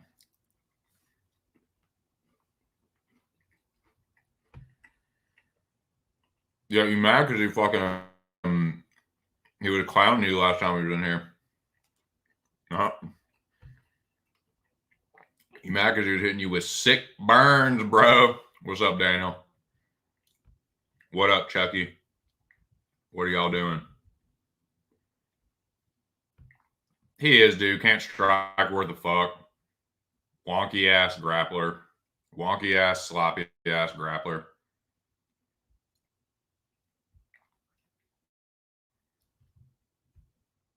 Dude, he has, man. He has had 7 UFC fights. He has been dropped in 4 of them. Those are facts, dude. What's up, player? Vidal is your most confident favorite. Nice. I think she wins. I don't really have like a strong take on that. I will say that Hindon is not too bad to look at. I'll give her that. She didn't put together too bad, but yeah, I think Vidal is a better fighter, more experienced. I think she wins a decision. But what's up, Daniel? How are you, man? Zero says Hamosh all day. I liking Charles Jourdain for this fight. For that, you tell him. He's gonna look real rough after Ige puts fucking hands on him. Yeah, I know that's who you're talking about, Zach.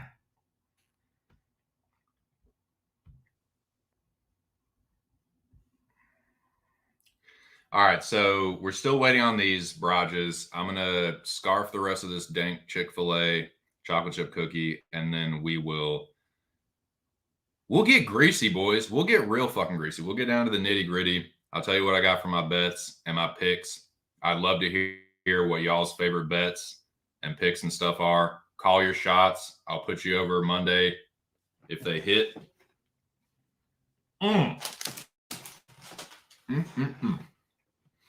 This is a tasty cookie.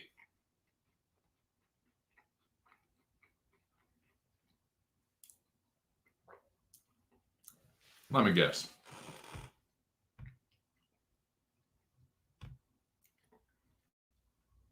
You're Zach, right? I thought so. I fucking thought so, Zach. Don't worry, man. Shout out to the 10 people in the building.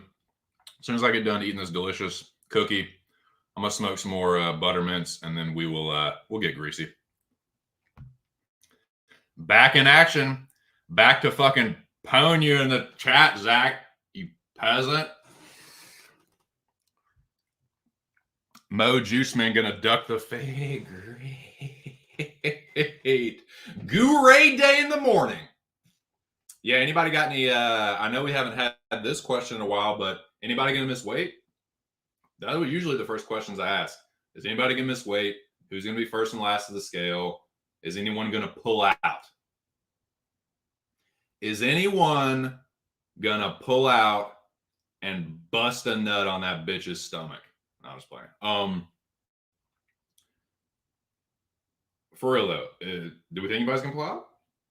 Any hot takes? Noah's already made one.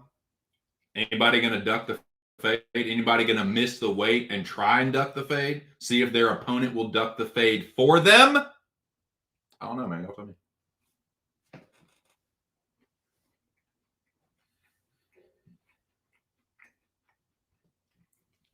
Anyone going to pull a Wonder Boy?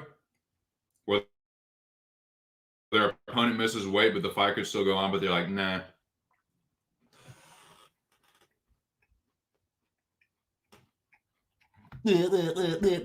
Corny. Corny mom jokes and dried stale beef jerky. That's your life. Congratulations.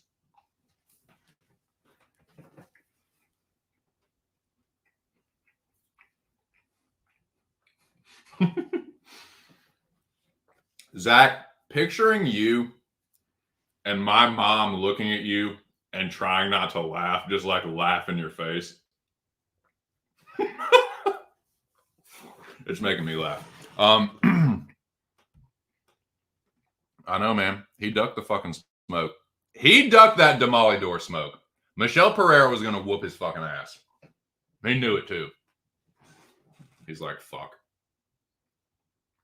If Holland hadn't broke his hand, he probably would have knocked me out. This dude's probably going to knock me out. Fuck.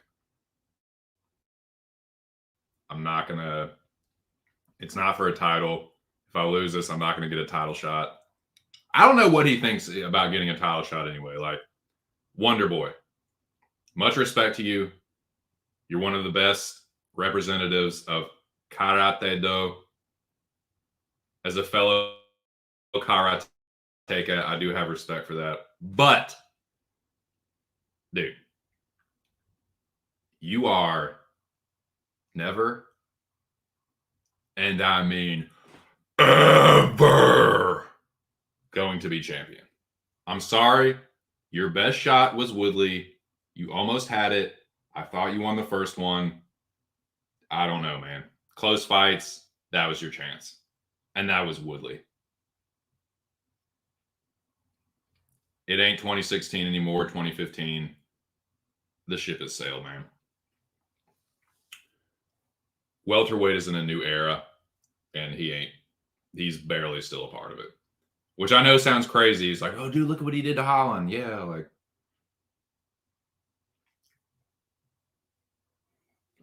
Okay. Kevin Holland about to fight for a title? No.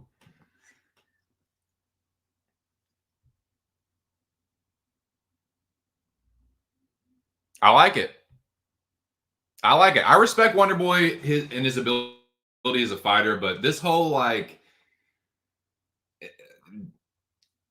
ducking fights and like trying to be picky and choosy, it's like, dude, you are not that dude anymore, man. You are not the number one contender, and it's you and Woodley and everybody else. It's like that is a bygone era, my friend. It is 2023. Leon Edwards is the champion. He fucking iced my dude Usman and then beat him in the rematch. The division's passed you by, my dude.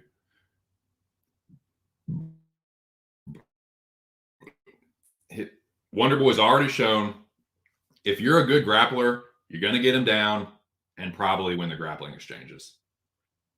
And that's all it is at 70. Is like beast grapplers that are kind of learning how to strike. Beast grapplers with powerful striking.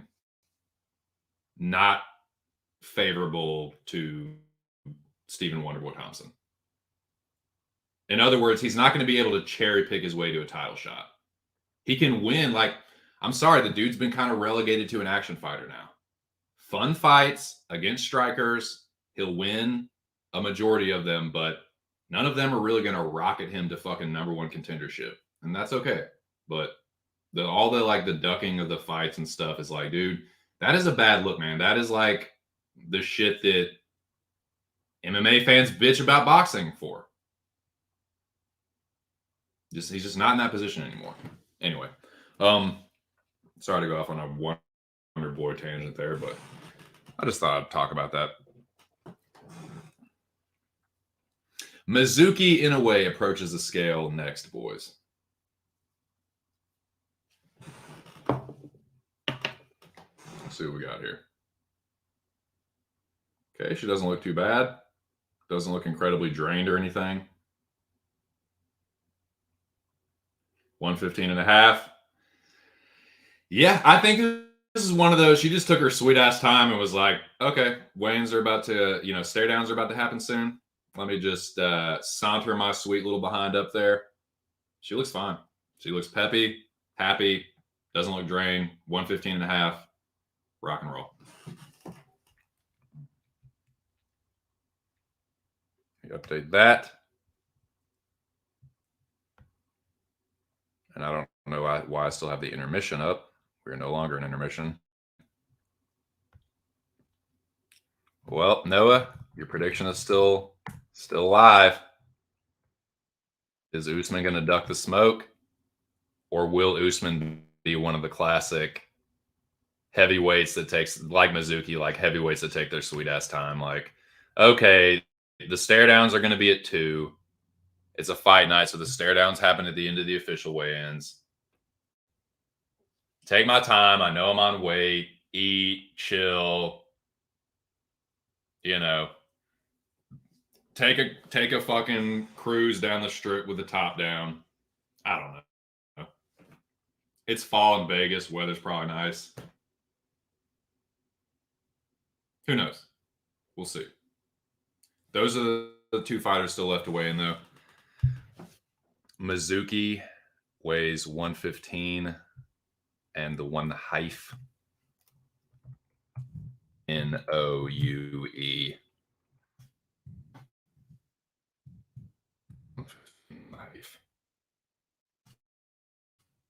And I think Mizuki looks pretty good. Edit Dan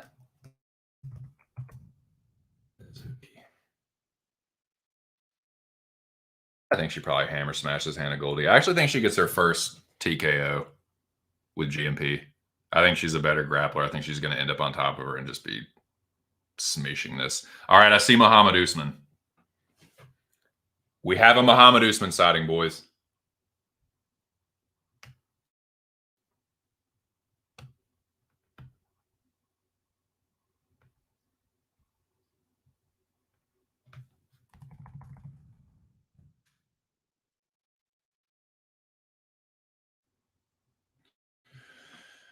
Yeah. Usman looks good. Looking yoked. Looking like an Usman. Jacked. Almost unnaturally jacked. 237. And shredded. 237 and shredded. Usually doesn't. I mean, some of that is genetics. Some of it is not.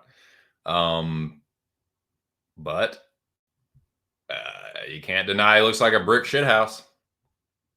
Can't do much about that. I mean, the guy's fucking yoked.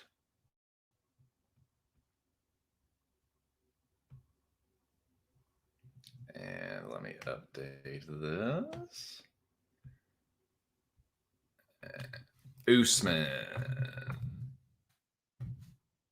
237. And jiggity jacked.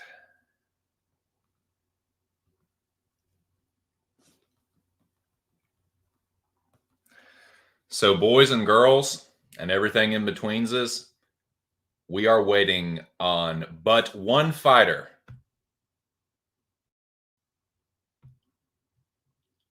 Those are your official UFC 79 weigh-in results as they have happened in the order that they have happened. These fighters all look good to me. These fighters all look bad to me. But if I was you, just a word to the wise. This is not necessarily legal advice, but I've been watching these weigh-ins and covering these and watching these fights for long enough to tell you that it does not fuck it, dude. It is woody to wabbit. It just doesn't matter. The better fighter will win. Doesn't matter if they look like death warmed over. They can look like they're on death's fucking door. If they're the better fighter, they're going to win. Some guys cut more weight. Some guys rehydrate better. Some guys don't. It just don't fucking make it. Don't make a fuck.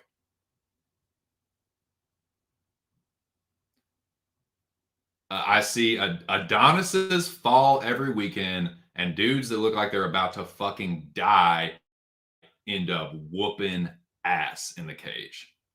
If they're better, they're gonna win most of the time.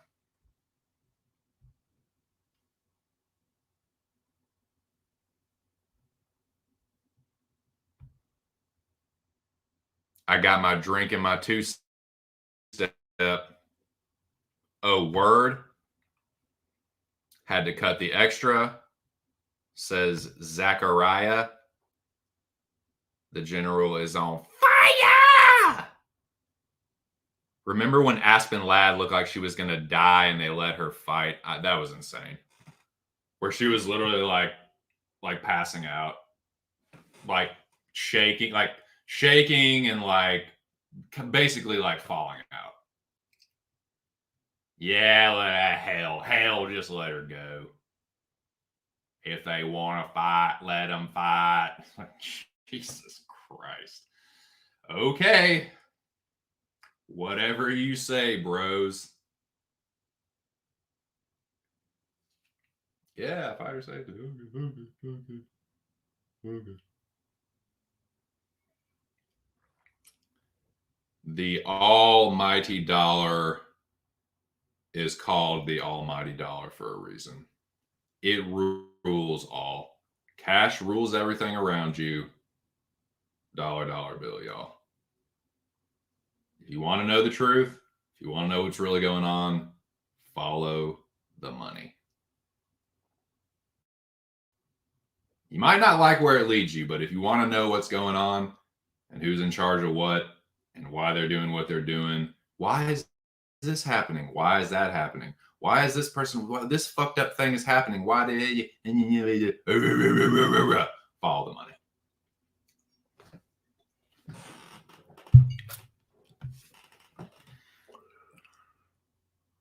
Great.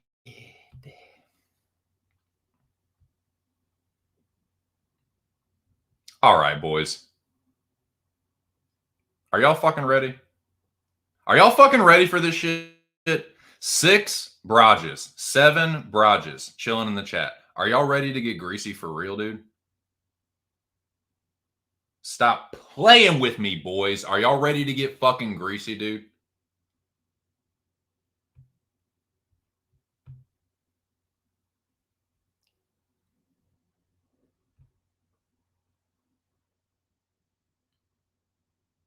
We got a little less than an hour before the stare downs. Let's get greasy.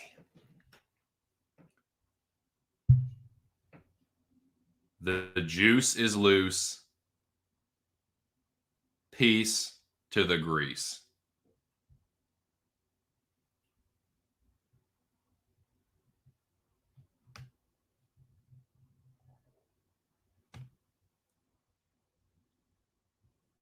I do have one more question before we officially start, though. Who's going to steal the fucking show? Who's going to steal the show? Who's going to blow the roof off the place? Who are we going to be talking about tomorrow night into Sunday, into Monday? Who is just, what fighter's name is going to be on the tip of everyone's tongue? What will everyone not be able to shut the fuck up about? Who's going to steal the show? Predictions. What y'all think?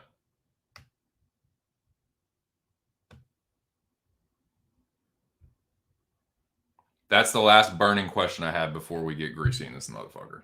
Before we start talking about money and gambling and bets and grease and fucking yeah.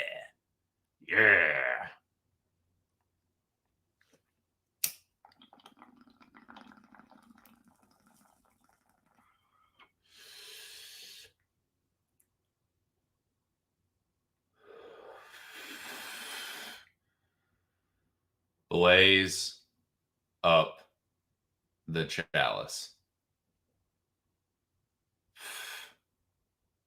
Heady bum bum. Everything hurry.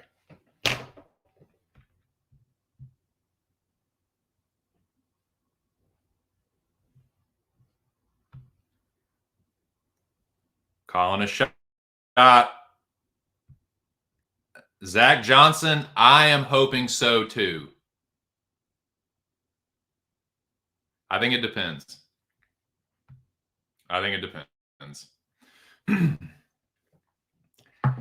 If Fiziev knocks out Gamrot, that's going to steal the show. Regardless of what happens in the Mitchell and Ige fight. Now, if Fiziev and Gamrot is a decision and there's a finish in the co-main, the winner of that fight will steal the show. Like if Mitchell dominates Ige or chokes Ige or something, that's worthy of show stealing. If Ige knocks out Mitchell or chokes him, that's kind of worthy, especially if the main event ends in a decision. But if Fiziev knocks out Gamrot, that's going to steal the show to me. I think there's a decent chance of that happening too. It won't shock me at all if Fiziev knocks him out cold in the first or second round. Like, dude, Dariush dropped him bad, man. Like, Beneil hits hard, but he usually doesn't just face plant people like that. Like, he had to crack Drakkar close a few times to get him like that. That was just one punch. Like, he's getting put down by single strikes. Fiziev hits fast and hard, and he is a nasty counterpuncher. I think there's going to be plenty of opportunities for him to chin check Gamrot. I think if he does that, I think if he knocks Gamrot out in the main event, I mean, no one else has a chance. But that's my take on it. Now let's get fucking greasy. It's time.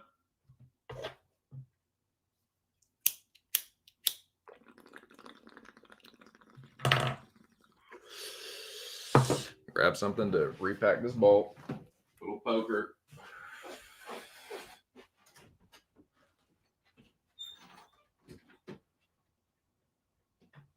Someone wants to knock Zach out real quick, feel free. I'll be right back. All right, I'm back.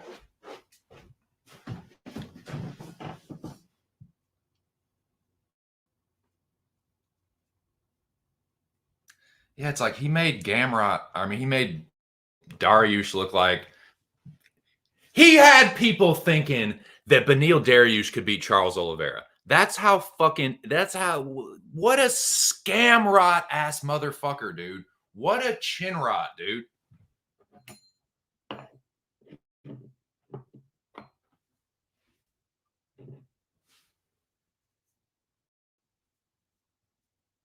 It's like Tim Dillon says about politicians. These people are frauds. Gamrot is a fraud. He's an ankle diving, grappling ass fucking fraud. He's a good fighter, but he is a fraudulent contender. Fiziev, please knock this motherfucker's block off. Please. Please, Fizzy Fizz. I need you to Fizzy Fizz on this motherfucker like you have never fizzed in your fucking life, dude. Just yeet fizz on this dude.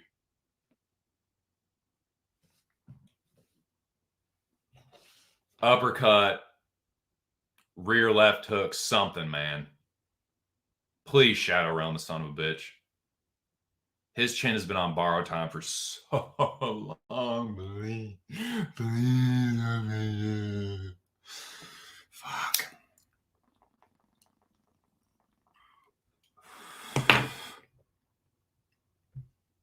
Crotch rot. Hi-yo. I like it. All right. Time for the grease. The bowl is cashed. Repacking.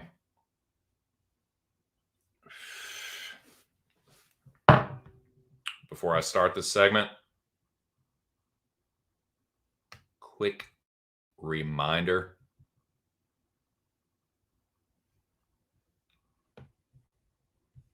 Lest you forget, or if you're new or anything like that. I'm Let me make something abundantly and just crystal fucking clear to all of you. What you are watching is for entertainment. It's not gambling advice. It's not financial advice.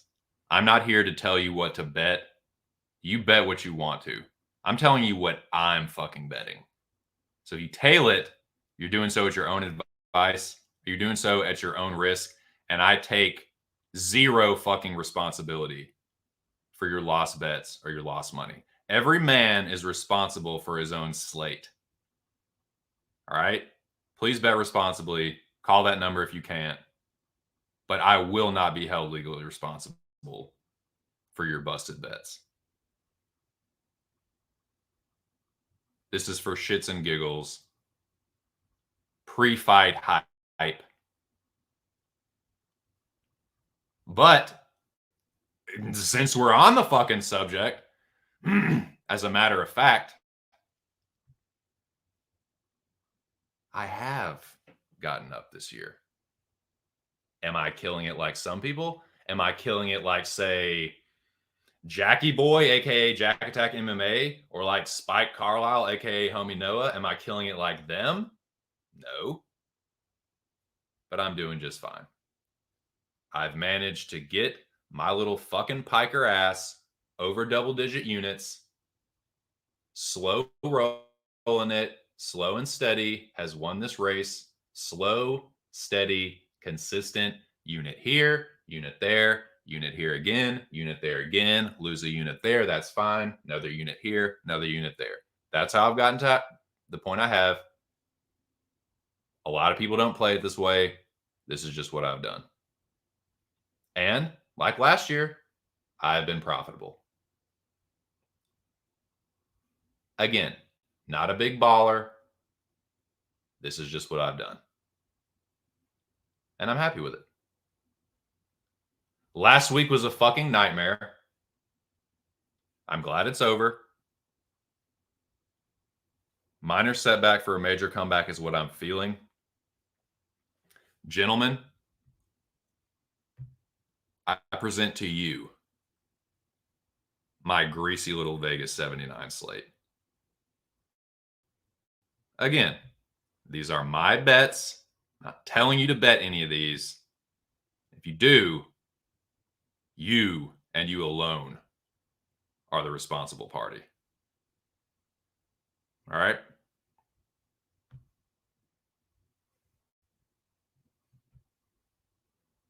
But I am up. Let's fucking go. Okay. These are the bets as I made them in chronological order. I am risking 2 units. 2 units. No more, no less. I'm actually at the weigh-ins right now, nerding out and just kind of like talking loud enough for everyone on stream to hear me, but like act like I'm having a private conversation.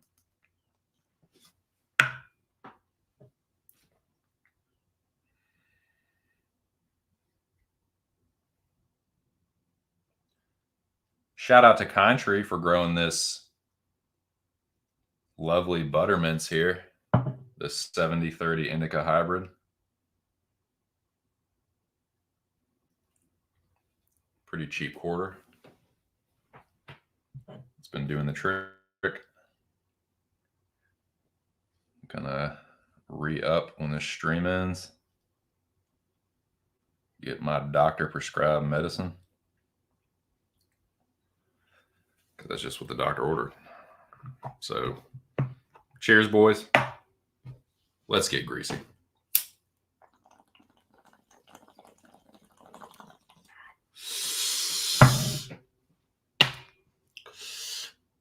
Buttermints. You made my day.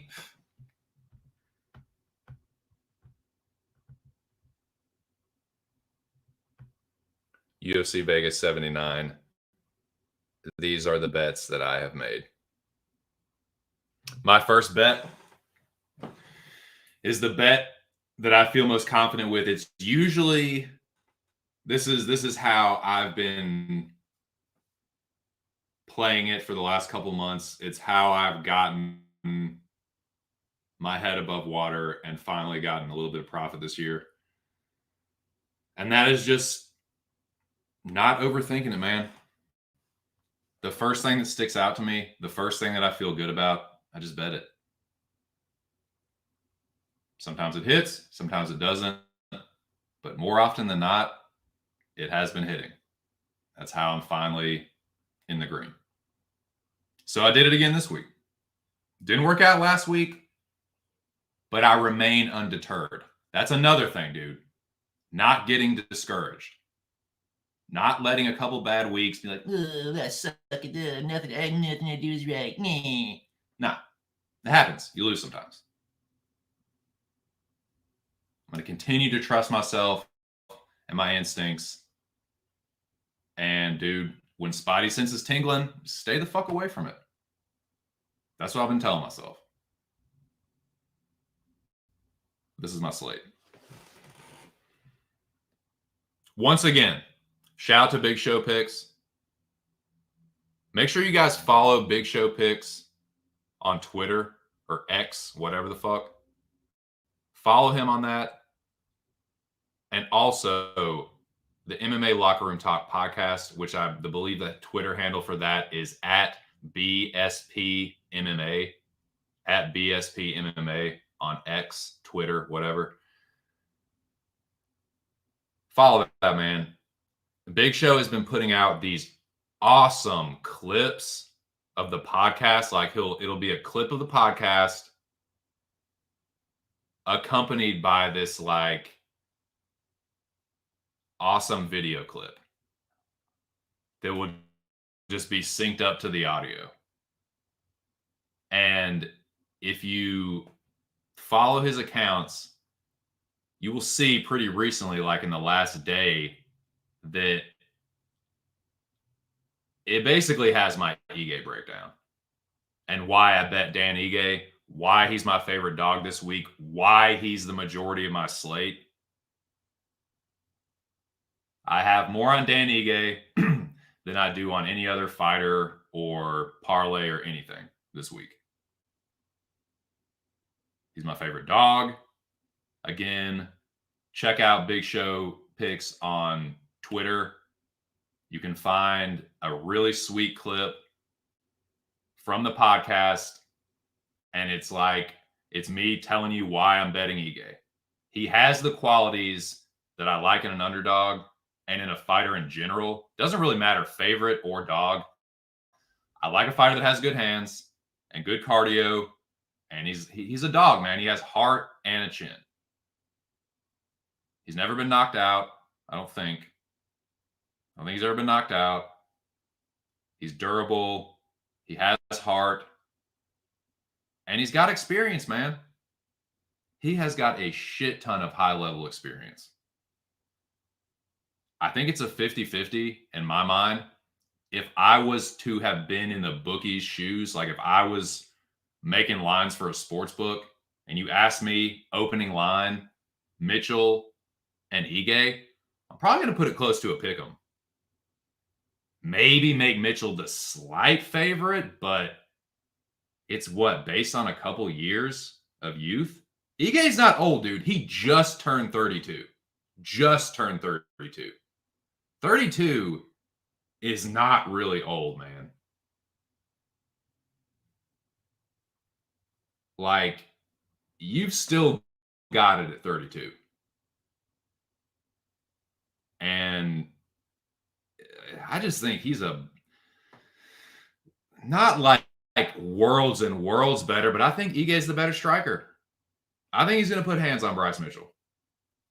Bryce Mitchell is a dude whose striking has improved. I don't think he's trash on the feet. He's capable of landing like a good 1-2. He's got decent boxing, but like I just think Ige's a better boxer, and I think he hits a little bit harder. I don't think that's a hot take at all. I think Ige's got more power. I think he's got the better hands. The grappling, I think overall Mitchell is the better grappler. I think I think he's a little bit better of a submission artist, but both of these guys are high-level grapplers. Ige's a black belt. I don't know if you guys know that. Like, Ige's a fucking black belt. He's got pretty decent jiu-jitsu himself. I would say overall, although Mitchell's combo of strength, wrestling, submission, grappling, I give Mitchell the edge in the grappling. Ige doesn't have the best takedown defense. So Ige isn't like my L word, but he is damn sure my favorite dog. He is a good fucking fighter. And I think this is really close to a pick 'em. If you're giving me Dan Ige at plus 165, you bet your fucking sweet ass my dumb ass is going to take the bait. If it's bait, I took it. If it's a snake, it would have bit me. I don't give a fuck. I think Ige is going to whoop his ass. I think Bryce is a good fighter, but I think he's a little out of sorts right now. And he's just going to go out there and have a fire and brimstone, knock down, drag him out, rock him, sock him. And that is just the kind of fight where Ige is going to piece him up and hurt him. So that's what I see. I see either potentially club and sub, dude. I think that might be a little bit of recency bias, considering that's what just happened to Mitchell. I don't necessarily think that. I'm going to say either Ige by knockout or decision. But yeah, I think Bryce is a little out of sorts, dude. And I'm not saying that Ige is better than Topuria. I don't think he is. But that is not that big of a step down. Like, I would have thought, if I was Mitchell's manager, this is just if I'm Bryce Mitchell's manager. If I watch my fighter, I don't care if he said he was sick, a bad night at the office, all that's fine. I'm still not booking him against a dude like Ige right after that. I want a guy that's at the back of the top 15.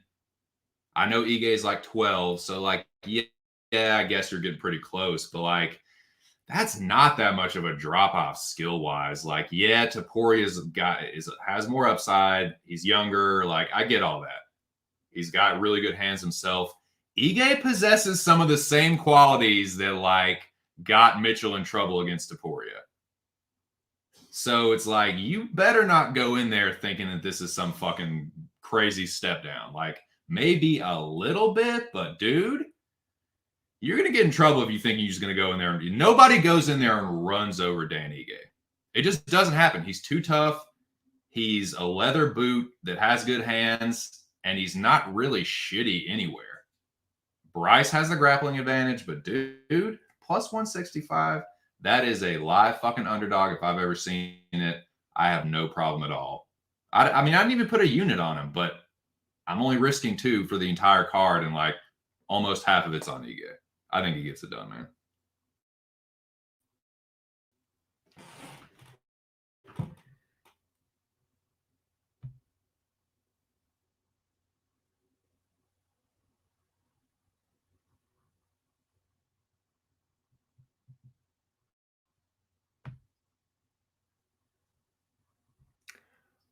What up, boys? Look, it's the Arkansas Rejects Club. Look, it's a fucking troll that just got blocked. Cool! Hey, there's the man himself. There it is. If you want to know what the fuck I'm talking about. See, and like, Big Show is so much smarter and more advanced with the technology. So like all that bullshit that I like summarized it in like a second with the actual clip.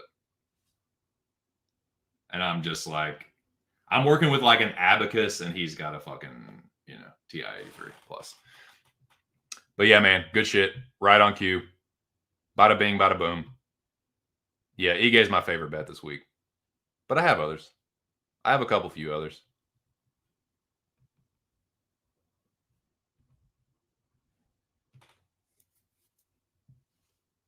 Speaking of others, let's have another casual toke of the Buttermints. for the culture, for the boys.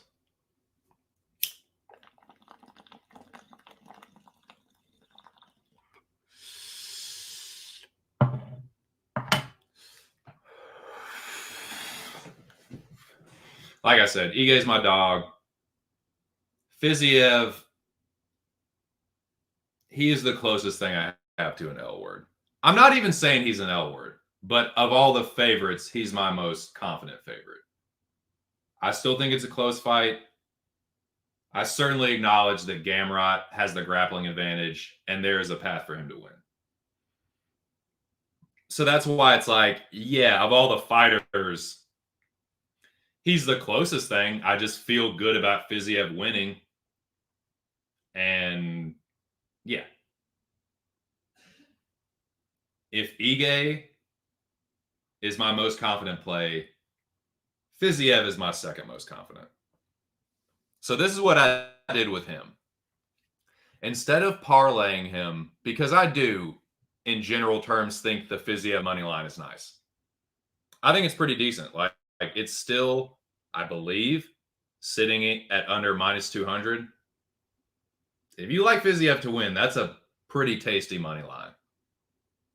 If he beats Gamrot, I mean, it depends on who they match him up with, but so I'm not saying you're never going to get a line like that again. Like you might even get Fiziev as an underdog again, but dude, if he's fighting someone, I mean, he won't fight someone much lower. Like if he beats Gamrot, he's going to continue to just be in tough fights. But yeah, man, I think it's a pretty generous line. That's the point I'm trying to make.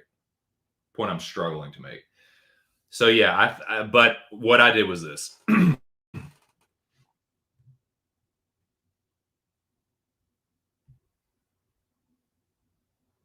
Sprinkle. Sprinkle, sprinkle. Sprinkle, sprinkle. Sprinkle, sprinkle. This shit's right. My shit is basically riding on Ige. Ige wins. I get everything back in a little, just a little bit. And then if Fiziev wins, I think he will. That's a winning night for me. Ige and Fiziev win. That's a winning night. Now you could say parlay them, but what if one of them wins and one of them doesn't? You know what I mean? So that's why I like this.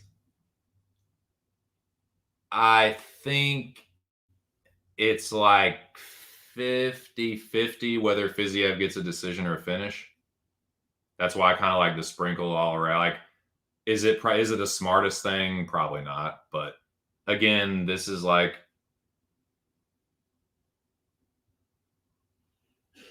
you know, my second most confident pick. I think he wins. It's kind of just like putting whatever, however much that is, like on the money line altogether. But if this hits, this will be nice, man. Right there in the middle. So that's what I'll be hoping for. Third, fourth round knockout. As far as for the pub contest, I don't know. I have not put in my picks yet. But while we're on the subject, there's no reason to not sign up for that. It's free and easy to sign up for. pubsportsradio.com. All you have to do is like put in your email address and shit and a little bit of information, and then you're signed up. And then you just hit the weekly UFC and put your picks in. If you win, you're usually getting at least $100. I think that's usually like it's at least 100. Sometimes it's more, but the payout is quick. I've won the fucking thing twice, and Slaughter came through with the quickness. So, yeah, shout out to Slaughter for putting that on. I think it's a great weekly thing to have going on there. So, yeah, I see no reason not to. I will be picking Fiziev probably by finish for a little bit of extra clout. But I'm going to be hoping for that third, fourth round finish. But as far as like which round for the contest, I don't know yet. I don't quite know.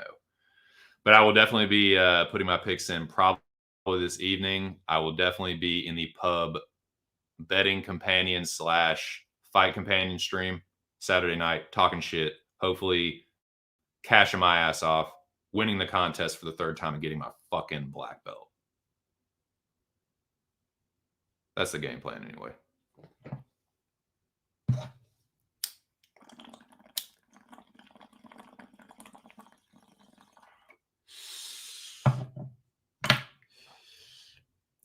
And then beating the living shit out of Zach in the interim.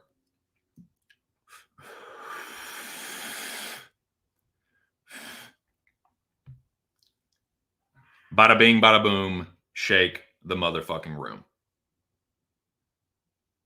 Straight like that, player. Get on it.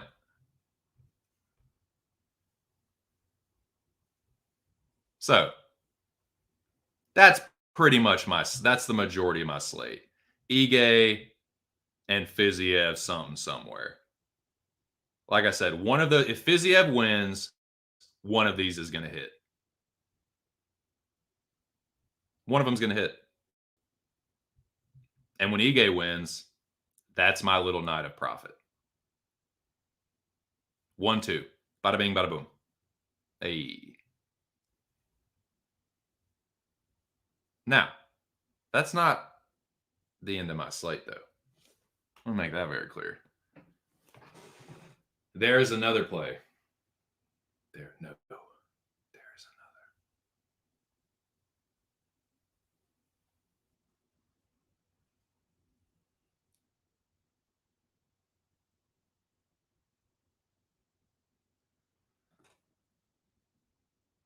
Like I said, yesterday, killer episode of the podcast, talking about the Pub Podcast, MMA Locker Room Talk. It is the sickest cast on Spreaker, Spotify, iHeartRadio, etc. Wherever you can listen to podcasts, it's the sickest one.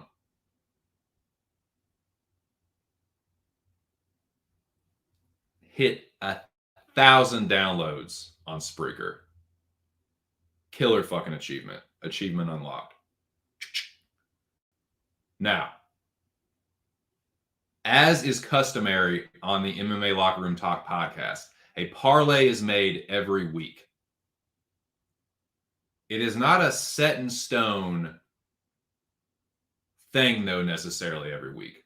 It is more like a foundation. It's like a jumping off point. So what happens is, usually every week, whoever's on the podcast, you kind of build a parlay. A parlay made up of fighters that everyone on the podcast that week agrees with. So you like this guy? Okay. And then the next person suggests a leg. If everybody likes it, okay. So on and so forth. And this week was no exception. There is an MMA Locker Room Talk podcast parlay that was made yesterday. Again, check out Big Show Picks on X, BSP MMA. That is the Locker Room Talk podcast account. Of course, follow your boy. But my point is, you can hear what I'm talking about, but you can also see what I'm talking about now. Big Show has been making these awesome posters for the parlay that we make every week. There was a parlay this week. Now, the foundation of the parlay, I promise you I'm getting to a point here. The foundation of the parlay is Malkoun, Charles Jourdain, and Brian Battle. That is the foundation, right? Yesterday, Malkoun was like minus 550. And Battle was like minus 140 something, and kind of the same with Jourdain was minus 148. Brian Battle was like minus something pretty nice. A very parlayable piece. So that's the core. That is the foundation of this week's parlay. But as I kind of said this week, and it's kind of just like, it's not like set in stone. It's kind of like, this is what we like. And then you can just kind of season to taste. Add a leg, take out a leg. It's just a good starting point. I do think all of those fighters win. I think Malkoun, Battle, and Charles Jourdain, I think they all get it done. But what I did, and this is riskier, but the odds were juicier too. I really think that Malkoun just lays on Brundage. Jacob just isn't that dangerous to me. Yes, I know Brundage likes to find a way out of fights, but dude, I think even if he gives him opportunities, I don't know if Malkoun's going to take him. I think he's just going to fucking lay on him. Cody's going to pull guard. He's going to pull Gilly, end up on his back, playing defense. Malkoun just sits in half guard, moves to mount. Cody gets to a knee, gets back to his feet. Mat return, rinse and repeat, scramble. Malkoun ends up in side control, whatever. I think it just goes on like that for 3 rounds.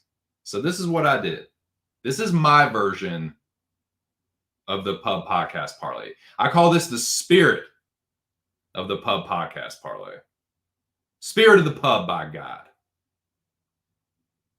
So yeah, it's Malkoun, Charles Jourdain, and Battle. Season to taste. But I like those 3 pieces. The Malkoun money line is getting a little out of control, and that's why I did what I did. This is my version of that. This is my spirit of the pub parlay, and I like it. Risky, but the odds are sexier too. Let's fucking go. What do you think about that? What do you think about that shit? Malkoun by decision, plus 133. Battle, Jourdain, plus 507. Not even half a unit. If that hits, oh my goodness. If this hits and any other bet hits, profit. Instant profit for your boy. So I love this one. It's risky. If Malkoun finishes him, I'm going to feel like a dum-dum. Obviously, if Brundage fucking bonks him, I'm going to feel like a horse's patoot. But what can you do? It's a game of chance, boys. Otherwise, it wouldn't be no fun. What fun would it be without the risk? So yeah, riskier, but sexier. So yesterday, you probably could have just put the money line, and with the kind of pretty good lines for Battle and Charles, that probably would, I think we on the podcast when we put it together, it was like plus 201. That's definitely, you can put a unit on that, no problem. But now with Malkoun being like minus 670 or something, you might be looking at like even money with a 3-piece. To me, I've never been about that. Whatever play it is, even if it ends up being really stupid, I don't know, dude. Like Padilla inside the distance was one of the only like straight money, like not straight money line, but like one of the only plays that's not plus money that I've ever made. Like one play. I think I did it with Rosenstrike and like maybe one other time. But I usually don't do that, man. If I got 3 legs in it, it better be some fucking plus money. So that's why I did what I did. It is riskier, but I think Malkoun's just going to fight. I think this is going to be the snoozer of the night. Boring ass Jacob Malkoun decision. I know I said Usman Collier, but the more I think about it, if this is a Jacob Malkoun decision, it is going to be shoo, you are going to be fucking sawing logs, Bo.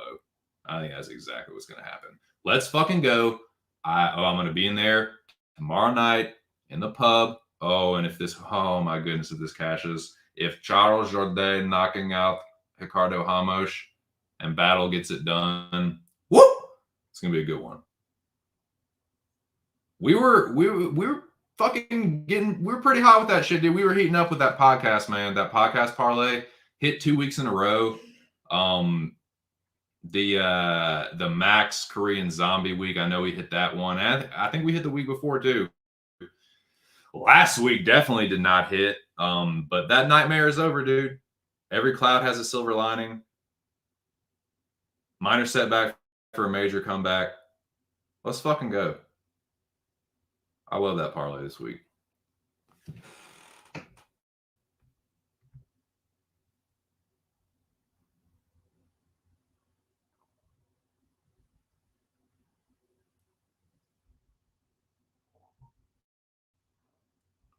See what we got. He said, "Come on, Zach Johnson, you might be able to win. Even probably not though. Probably not though, right? Probably not though, right, Zach? You fucking jabroni. You jobber, you. Come here, Zach. Let me knock you out real quick. Hey, this is okay. Here it is. I will say this. I've gone on record with this before, but if you need to be reminded, let me do so now. This man right here has been trying to tell me and anyone that will listen on air, in the pub streams, on the podcast. This is his motto and his mantra. And every time I fuck up on a main event, I hear his words echoing in the back of my head. Don't bet main events, brother. Big Show does not be fucking with them main events. So, yeah. That's always there. And every time I do it, I'm just like, fuck. It's that, when Dennis realizes the like grave mistake he's made by marrying Maureen Ponderosa, and it's like the end of the episode, and she's like, "I'm yours forever," and he just closes his eyes and he's like, "Yeah," and the episode ends. That's when I lose on a main event, I hear Big Show's words and it's just like, "Don't bet main events." Fuck.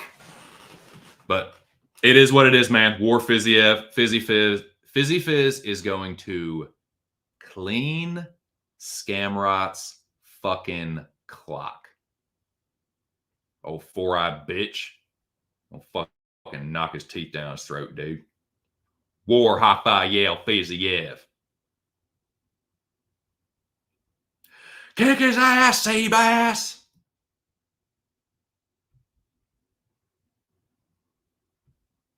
Knock his head off, Bobo. Thank you, Wong. I know, dude. I'm fucking hilarious.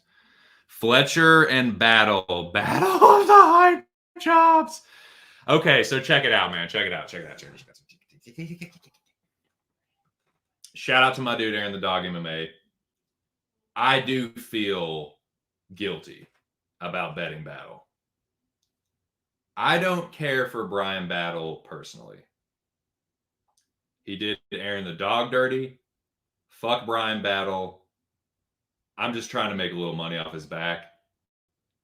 But I would be lying to you if I said that if the parlay were to bust on Brian Battle, I wouldn't be that upset. Like, I'm not going to shed a tear over Brian Battle losing. There is a part of me, the part of me that loves and will always love Aaron the Dog, that hopes that Brian Battle gets his fucking shit pushed in. But I'm also going to be honest with myself that I think he beats AJ Fletcher. But if there is, and I know this kind of sounds fucked up. It's like worlds colliding. It's like, dudes, I know it's the podcast. I know. But I have to be honest, boys. I have to keep it $150 regardless. For Aaron, if Brian Battle were to lose, I wouldn't be devastated. So I just want to throw that out there. Shout out to my dude Aaron. So yeah, but yeah, on the subject though, I'm just addressing that while we're on the subject. But while we're on the subject of Brian Battle, yeah, I thought about betting Fletcher, dude. I think he's live, but it's the reach advantage, man. And I just don't like Battle. I think with his experience, dude, like I don't think AJ is like Renat. Like I don't think he's gonna wrestle fuck him that badly. And I've just seen AJ look kind of like sketchy in some spots. And it's not like I think Battle is some world beater. I don't. I think Battle is gonna end up getting wrecked at some point. But I think after the Fakhreddinov fight, they're gonna kind of slow roll him, and that's what I think they're doing here. It's not like I think AJ Fletcher's trash or anything, but this just kind of seems like set up for Battle to win. Kind of, he looked like shit on the scales, so yeah, I don't know, man. I think he wins. I think the reach advantage gets him a decision, but yeah, I thought about Fletcher maybe, but I think he's strong. Battle has been out grappled before. He got out grappled badly by Renat, but I just don't think Fletcher is that he's a good wrestler. He's a good grappler, but I don't think he's that fucking good. So yeah, I'm gonna say Battle gets it done, but if he loses, I know Aaron will be happy, and yeah, it's not gonna break my heart to see Brian Battle lose. I can tell you that.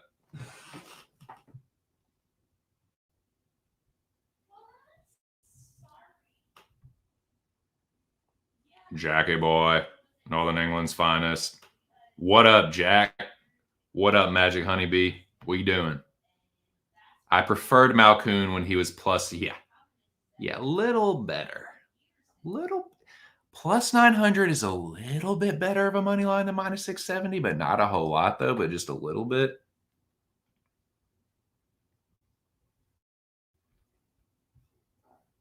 See, dude, Big Show even gave you your props, even though everyone knows that you won that because you won't shut the fuck up about it. Yeah, everyone knows whether they want to or not.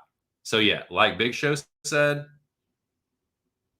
read that and weep tears of joy and sign up. Oh my God. I thought I was fucking cheap. No, Zach, there's not a fucking entry fee. Are you? Oh my God, dude. Were you not listening to me? Do you not listen when I speak words on this? Why? It's free and easy to sign up for. You've asked me about this like 7 times. Yes, Zach. It's you can sign up for it free and easy. It's not hard to put in the picks. You just go to like pubsportsradio.com and you put in Zachary Johnson, whatever your gay email address is, and then fucking put your picks in. It's very simple. For like the 500th fucking time. Ooh, tummy grumbling. I'm gonna get some lunch after this, boys. Let's see what we got.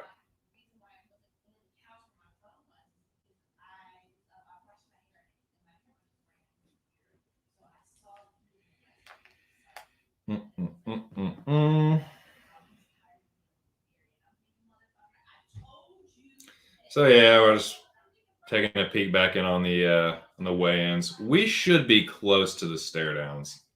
They're not really nerd shuffling. It's Jeff Mullen talking to one of the staff. He's on his phone. So I guess we're still. What did Dan Argetta weigh in? Did I miss Argetta? Has he weighed in?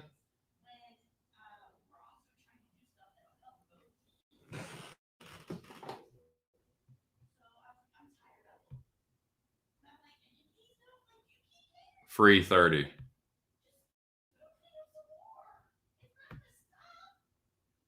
Yeah, I know it is, you cheap prick.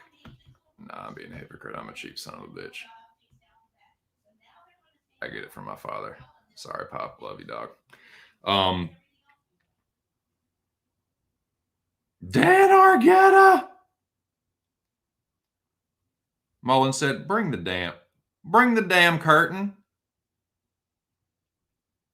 What I motioned to you for nothing? Nah, bring it over here. Here we go.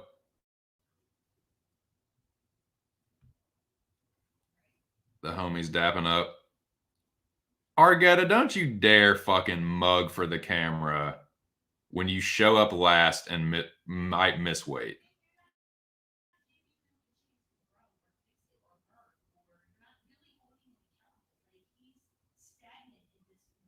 He makes it. He makes the weight, though.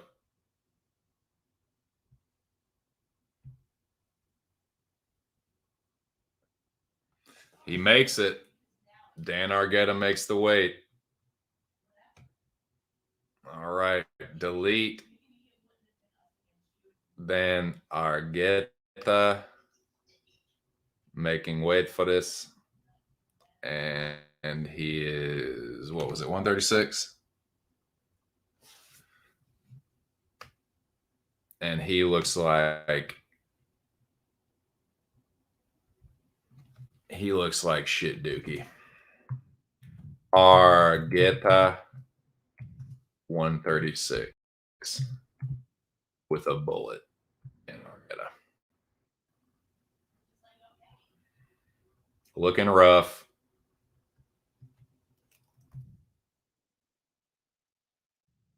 Argeezy. Easy Argeezy.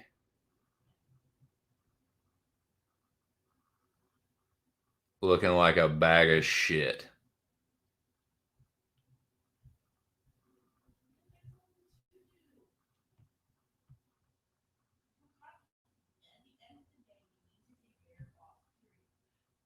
Ooh. No bueno, boys. That is no bueno. That is muy mal. No good. No fucking good.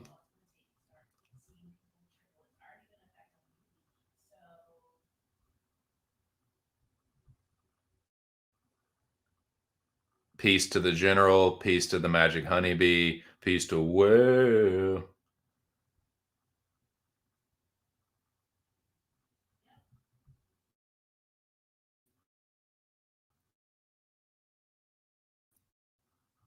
Tell me the last main event that went even as the book placed it. I can't.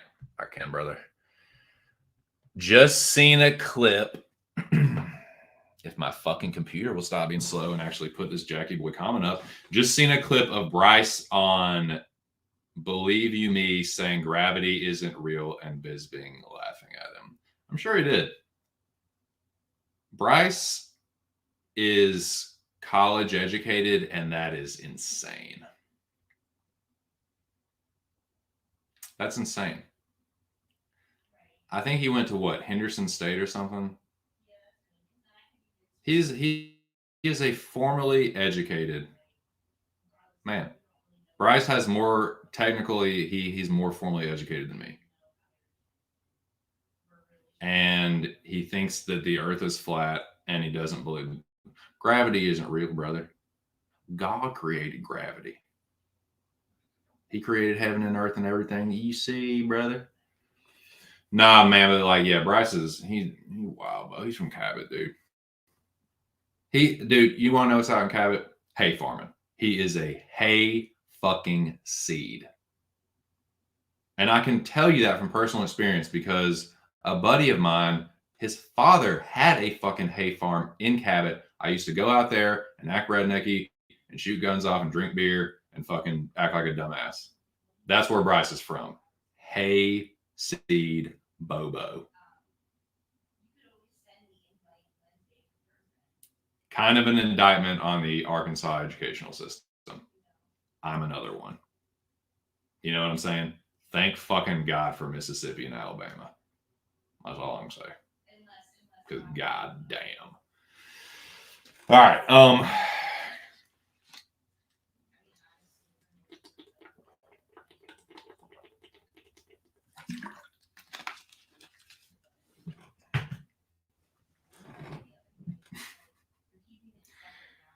Yeah. All right. The scale has been cleared off. This is the time to reload your bowls. Grab a cool one from the fridge and crack her open. Pop that top off. Suck down that fucking poison. I'd rather just spark up some natural goodness from the earth, but you know, to each their own. Certainly won't hate a man for what he does on his free time as long as he ain't hurt nobody else. So we are about to have the UFC Vegas 79 stare downs. Now don't go nowhere. God damn it. This is what you do. You have an extra device, and if you don't, you just don't go and no, you don't go somewhere else. Just stay here and listen to me instead of leaving and going to the real actual stream. Don't do that. What you do is you get an extra device and you put the MMA Junkie, I guess, the fucking MMA Junkie stream up for the Vegas cards. I will say they usually have a pretty good vantage point for the stare downs. That's about the only time that they're worth a fuck. But yeah, put on MMA Junkie for the visual, and then you mute that motherfucker, and then you just listen to your boy, and you just kick in here and talk shit, and yeah, it's more fun. Just do that. It's about to start though.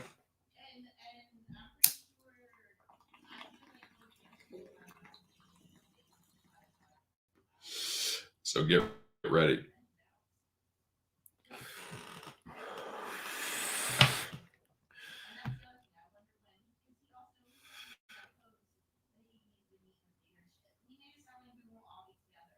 Jesus Christ.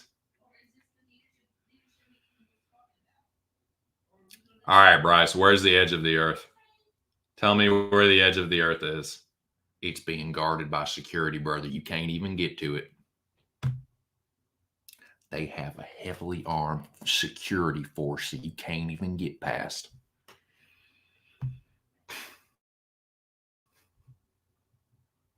Yeah. Yes. I'm a cop, you idiot. I'm Detective John Kimball. Stop whining.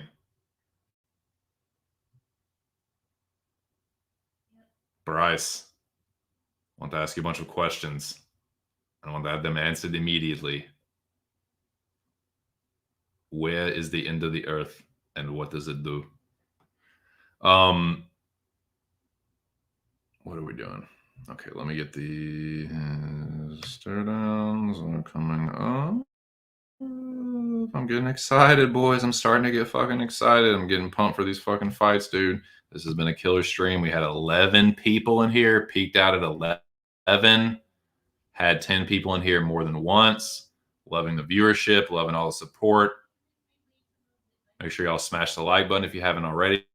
Subscribe to the channel if you haven't already. We got these stare downs coming up. Put on MMA Junkie and then take your other device. Chill in the chat with your boy. I promise you, I will provide you with full live commentary, and it will be more entertaining than fucking listening to Brendan Fitzgerald.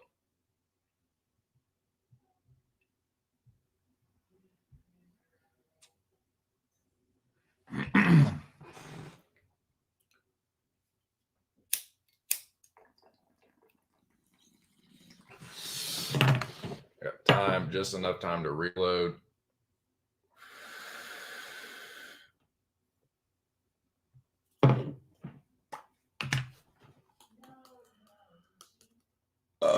Buttermints for the win.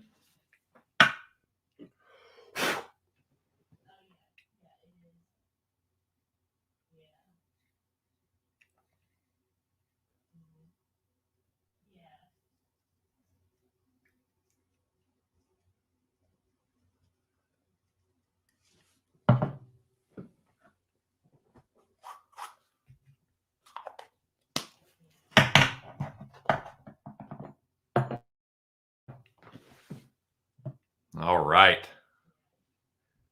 Let's F-wording go, dude.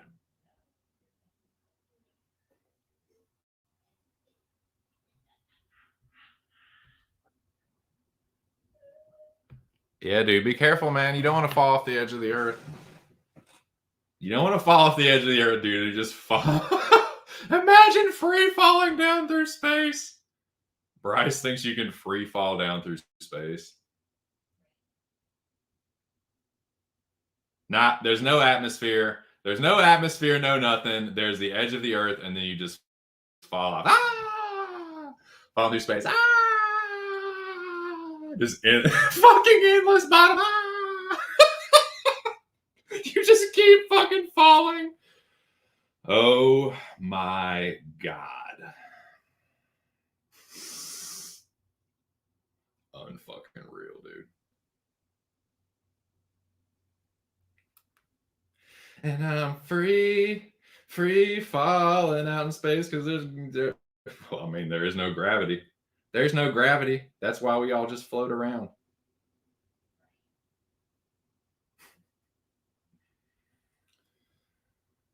Oh, me.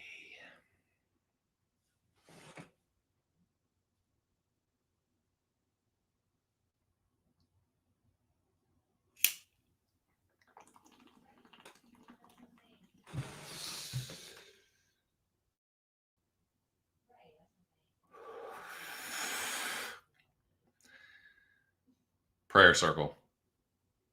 50K Ige prayer circle. We're gonna speak. We're gonna manifest this. I'll use what little power the Ige whisper has granted me. The power of the magic honeybee. We can avenge. We can Avengers. We can form an Avengers team of Ige support and manifest this, boys. 50K Ige system, just Captain Planet this motherfucker to victory. With our powers combined, dude. Voltron.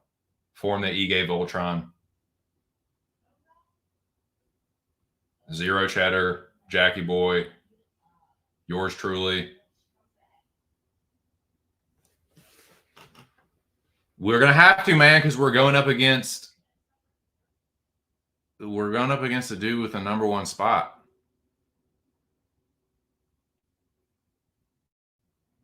Cocaine Dan is a lock. Yeah, so Noah likes the other Dan. DZR Geezy coming in last on the Libras. Looking like he's fucking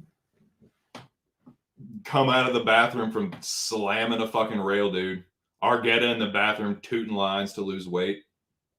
You definitely don't need to fucking eat nothing. You want to know what I had for breakfast? Cocaine. You want to know what I had for lunch? Cocaine. What'd you have for dinner? Was it cocaine?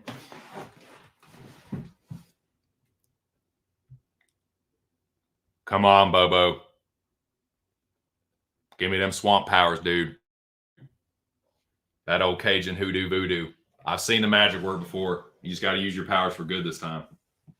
I've seen those powers work. I've seen them in action. We just need to channel it, just harness energy, block bad. We can do this, boys. 50K. Dan Ige. Let's fucking go. Fuck you, Zach.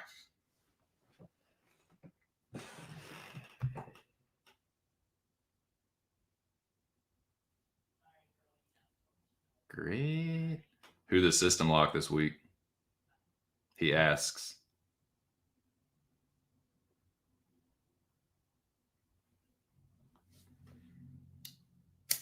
Dude, this buttermints is sending my mind soaring. And I like that.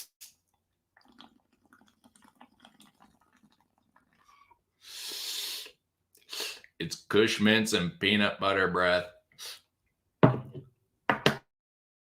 It's pretty fucking heady nugget. For an indica, it's pretty heady.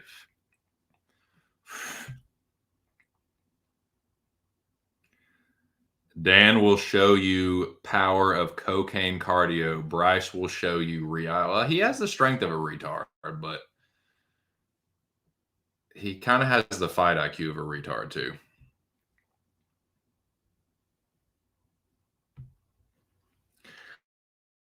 That's kind of what I'm thinking too, Bo Squatch. I think he's going because, like I was saying this before. No, I don't think Ige is quite as good as Topuria, but I don't think he needs to be. And he's not that far of a drop off. Would I favor Topuria against Ige? Yeah. Would I pick him? Yeah. But you don't just mow. No one mows over Dan Ige. He's too tough. And yeah, he's a little bit older, but dude, he turned 32 like 3 weeks ago. He just turned 32. Not even close to 35. So, like, he's still got it. Ige's, like, in his prime. He's on the latter part of his prime, but still in his prime. 27 to 32 is prime for a fighter. Lower weight classes, that's like, look at Pantoja. He's what? 33, 34? He's champion. Champion. I'm not saying Ige is Pantoja. I'm not saying he's going to be champion next. I don't think he needs to be. Bryce is a good fighter. Ige is a good fighter. This is a good matchup. But I think it's way closer than the line says. This fight is way closer to a pick 'em in my mind. I'm definitely taking the dog that has more experience, that has better hands, that has good cardio and a chin. And I think Bryce is all fucking out of sorts, dude. He's worried about the bitch whore that destroyed his fruit trees. He needs the town of Searcy. He's worried about Searcy, Arkansas. What they doing in Searcy and Cabot and shit, dude. Dan Ige, eye of the fucking tiger.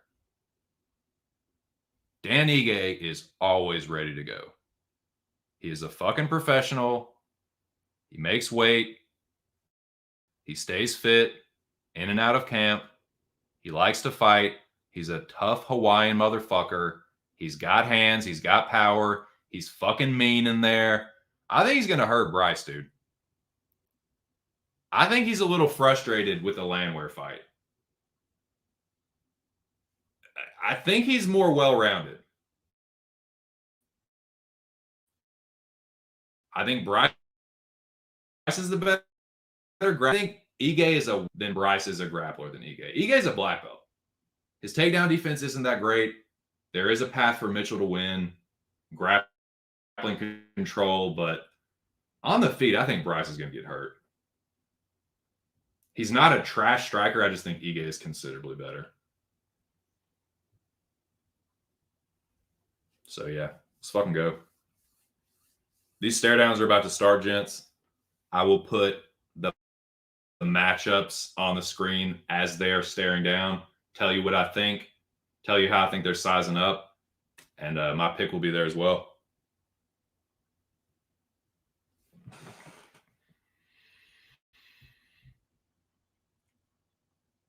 Homie, why do you think we have to form Voltron? You picking Mitchell, yeah, I'm not going to front like I'm not concerned about that. I know that Mitchell can win this fight. That's why I need the Magic Honeybee. I need that fucking hoodoo voodoo. I need any kind of good luck and good fortune I can get to support 50K Ige. We go into war, boys, so to speak. Shout out to the troops. support the troops. I will say that. I don't like to get political, but I will say support the troops. But I'm not political. But I digress. Let's fucking go, Dan Ige. Let's fucking go.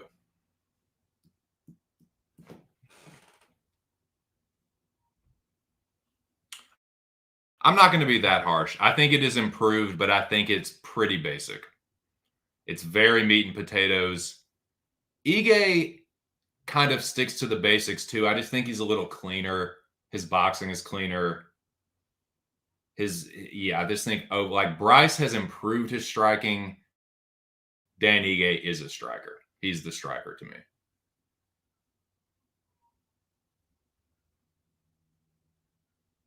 This is the people's main event, gentlemen. Make no mistake about that. Don't get that shit twisted for a second in time.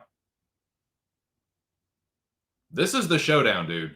This is fucking Ultraman versus some fucking huge monster that's trying to fucking destroy the city. This is fucking Godzilla versus King Kong. This is Voltron versus whoever the fuck Voltron fought. I don't even remember. This is fucking Lion-O versus Mum-Ra. This is fucking Skeletor versus He-Man. This is fucking Optimus Prime versus Megatron. Fill in the blank. That's what this fight is this week.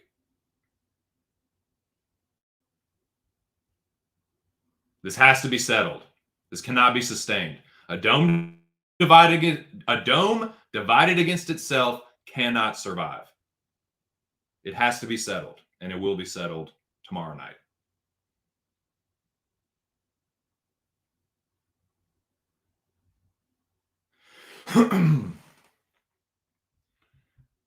I know. He was so damaged after his fight with Ige. It just took too much out of him, man. It took too much of a toll on him. I tend to agree, Jackie Boy. I think Muhammad Usman's going to win.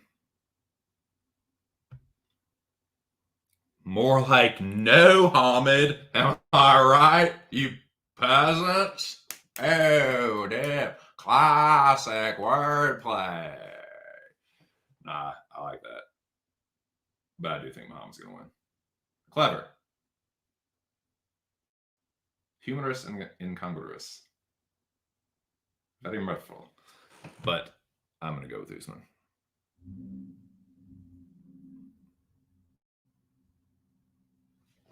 Yeah, dude. Oh my God, Stan Halen, can we fucking start these? Ooh, now Montserrat Hindon, she got all gussied up, dude. She got the tiara on. Great. What's up, homecoming queen? Wannabe chick. She doesn't look too bad though, man. Kind of a cutie. Got some big old tatties, little booty, long legs. Pretty cute face. Not bad.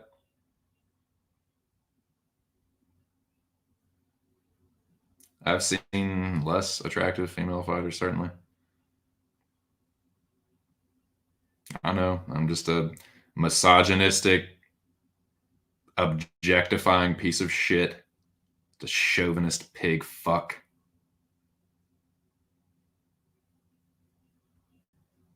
I know.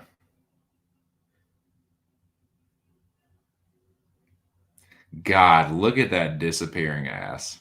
I see that disappearing ass appearing and disappearing behind me. Fucking God, Hannah Goldie. How is she still around?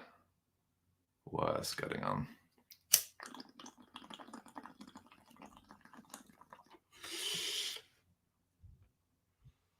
All right.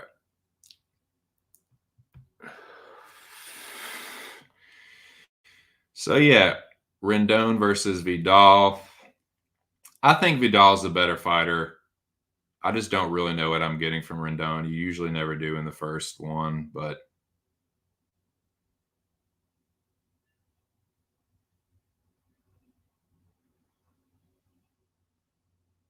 two Brazilians, I believe.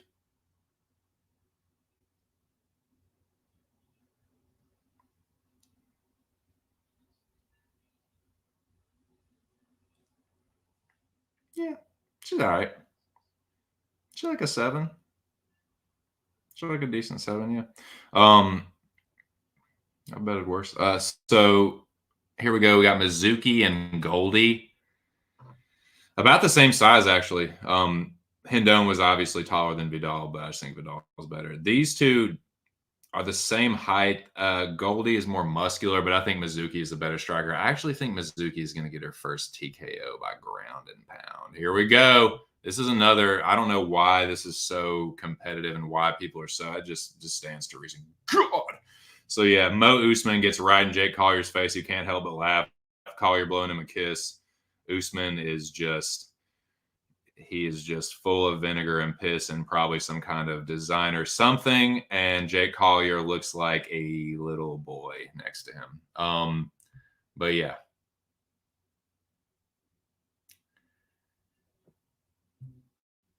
Cody Brundage, Jacob Malkoon. They are way similar in size than I thought. I thought Cody Brundage was going to be a lot bigger, but he's not really. He's a little bit bigger, but not by much. They're about the same size.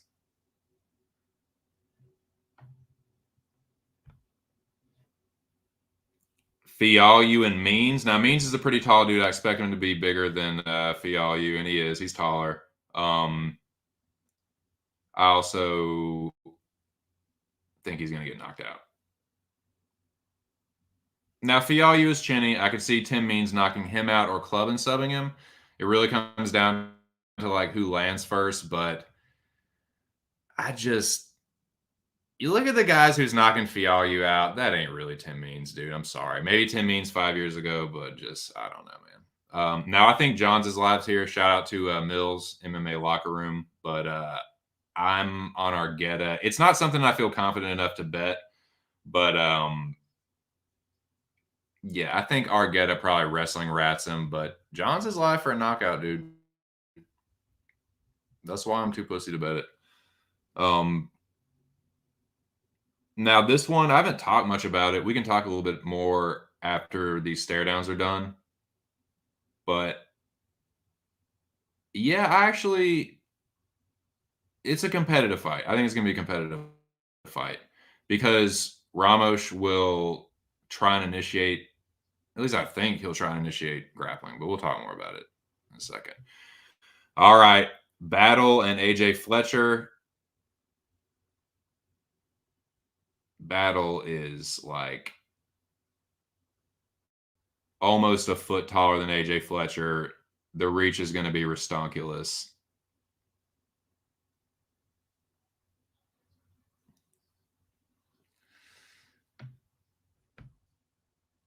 But yeah, I'll be upset for the parlay busting, but a little part of me will be smiling. And I know Aaron will be happy if Battle gets smoked. So yeah, that one's going to kind of be bittersweet a little bit, but we'll see what happens. Marina and Michelle Rodriguez. I think Marina's going to hurt her. I don't think she should be this much of a favorite. That's why I'm not betting it, but I don't know, man. Let's fucking go. 50K Ige. This is a good fucking fight, dude. Bryce, a little bit taller, a little bit bigger, like I figured. They size up about exactly how I thought they would. Good fight, though, man. It's a good fight. Yeah, both of those guys they're both respectful guys, but they both get pretty mean when the cage shuts. So that's a good one, man. The co-main and the main event are both fire. Rodriguez versus Watterson isn't bad either, I guess. The main card isn't bad, to be truthful. This is a good fight too, man. War Fiziev. Gamrot is a really, really fucking good grappler, but I think overall as a fighter, he's overrated. As a grappler, he's really fucking good. Like he's a fucking elite grappler, but as a fighter, I don't know, man. I think Fiziev is going to expose him as one-dimensional. I think after this fight, if Fiziev wins, people are going to be talking about Gamrot being one-dimensional.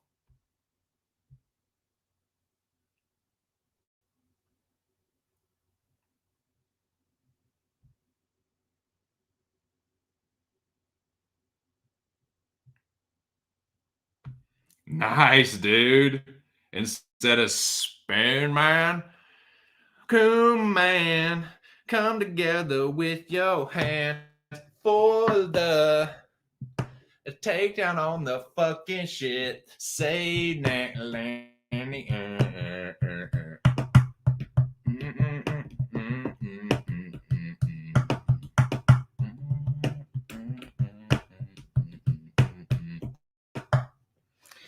I don't get the hate of this card. Michelle was a main event like last year.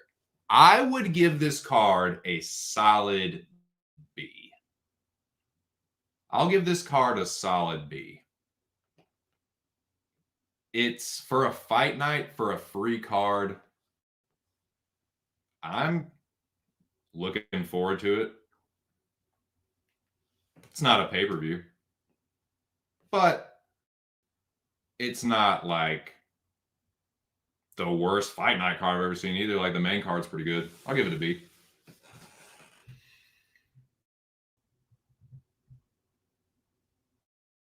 The Malcoon man. Yep. Inoue been out 3 years and way younger, yet looks way less physically ready than 35-year-old OnlyFans fighter. Jack, did you fucking bet on Hannah Goldie? Because that sounds like the kind of Jackie boy talk. Like he's already got the clever angles. That's I'm getting spidey senses tingling, telling me that Jack might have bet Goldie, or he's definitely not betting Mizuki. I didn't bet either one of them. Pass like a that is oh god, fucking those first two fights could not have passed on them quicker. Just instant pass. Nope. That was intense, dude. Noah says the Malcoon man is a lock. Come together with your hands, save him. He's together with your plan, save him.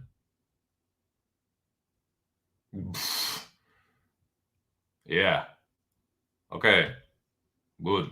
For you, maybe that's good, man. Okay. I think Collier said it's like that, huh? Jokingly when Usman was mean mugging, then Collier said, just because your brother. Nice, dude. Just because your brother's good doesn't mean you are, Buster. You ain't Kamaru, dude. Then he just fucking ragdolls him. Usman just fucking. How funny will it be if he's I'm not Kamaru, huh? I'm not Kamaru, huh? And he just fence pushes him and foot stomps. Jack, what would your reaction be if Muhammad just pushes Collier up against the fence and just stomps his foot for 15 minutes?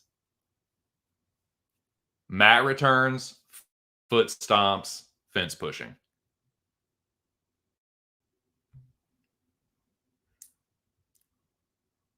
Yeah, I can tell. It's yeah.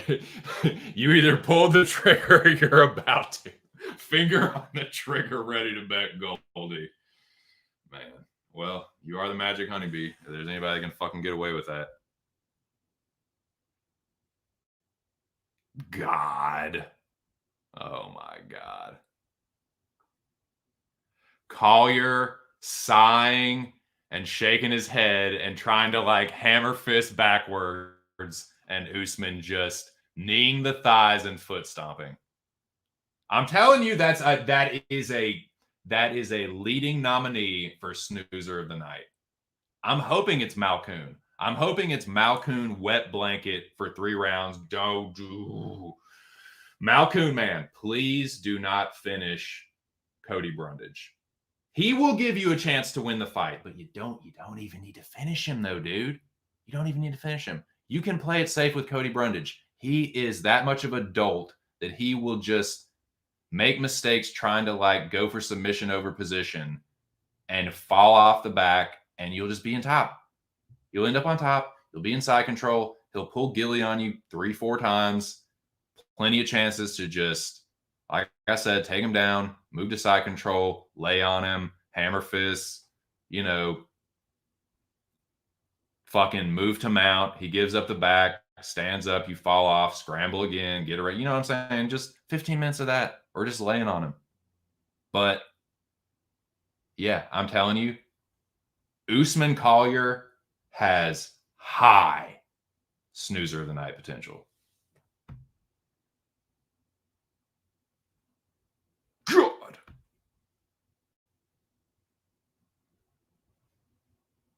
Dude, there are powerful forces going head to head this weekend.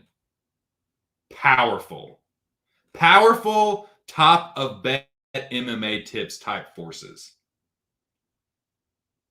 Heavyweight collision of fucking, I don't even know what I'm fucking talking about, dude. I'm stoned. What the fuck am I even talking about anymore? I'm just fucking ranting, just being all high and ridiculous. Yeah, what am I fucking talking about? Usman Collier and Buttermint's his dang.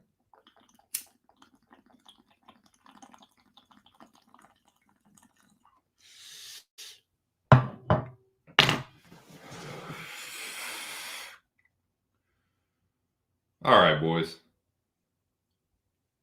What fights do you want to talk about? I'm going to do this for 30 more minutes exactly. This is going to be a 4-hour stream, 30 minutes, whatever you want to talk about, preferably UFC 79 related. Let her rip.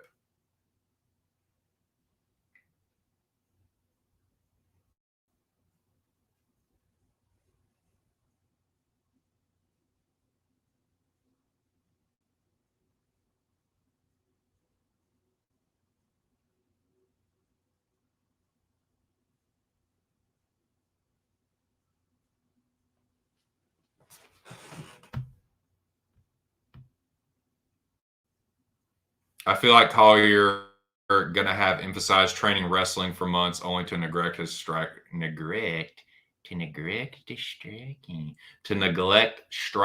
and get knocked the fuck out. Who you got in the main event? Well, Jackie boy, since, yeah, you weren't in here a little earlier, Jackie boy, feast your eyes upon these greasy little plays, and this should give you a nice little hint. Sprinkle, sprinkle, sprinkle, sprinkle, sprinkle, sprinkle. That's the sweet spot, though. Not too hot, not too cold, just right. Fits right in there. Fiziev, he's the man for our place and time. And hell, I done introduced him enough. Yeah, I like Fiziev. I like Fiziev here.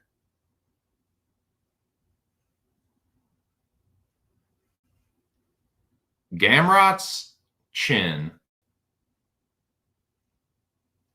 has been on borrowed time. He's had 7 UFC fights. He's been dropped in 4 of them. If I'm not mistaken, it was Guram, Benny,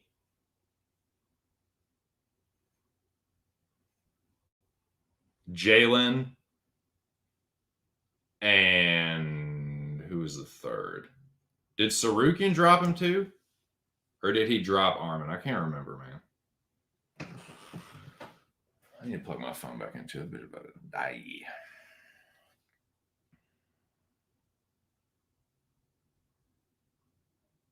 Who is the 4th person that dropped him? He's been dropped 4 times. 7 fights, dropped 4 times, 1 in each fight.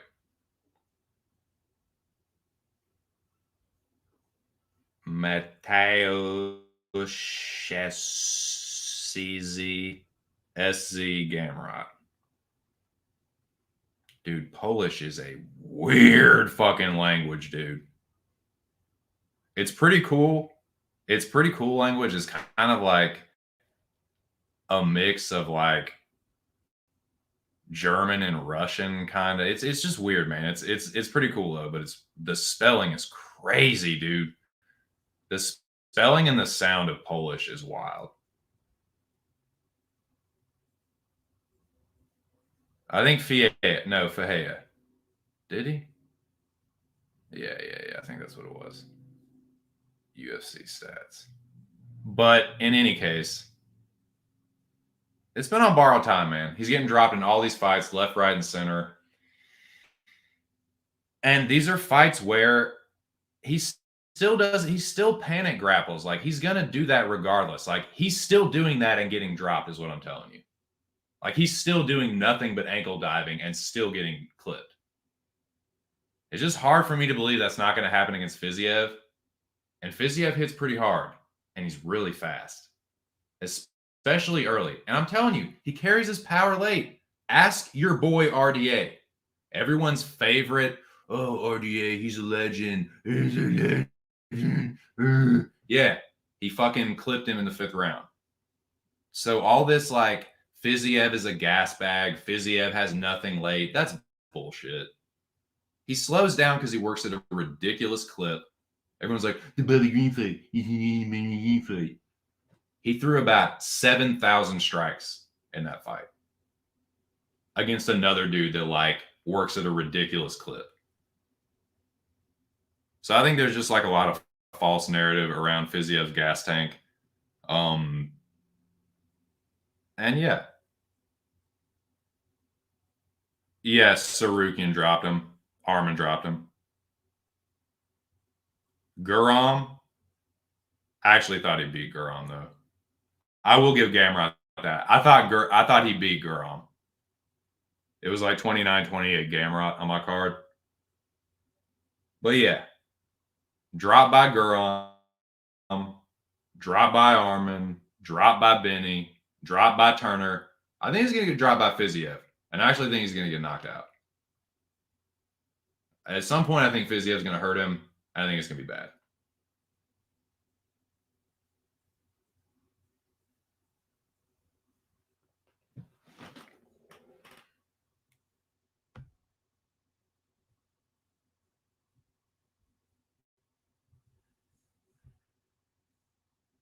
But yeah, this is the only parlay that I have going on right now. If Aaron the dog, my dude, does happen to drop a Zhang Li parlay, I don't know if he will or not. But if he does, I will, of course, tail that. But other than that, boys, that's my slate. That will be my slate.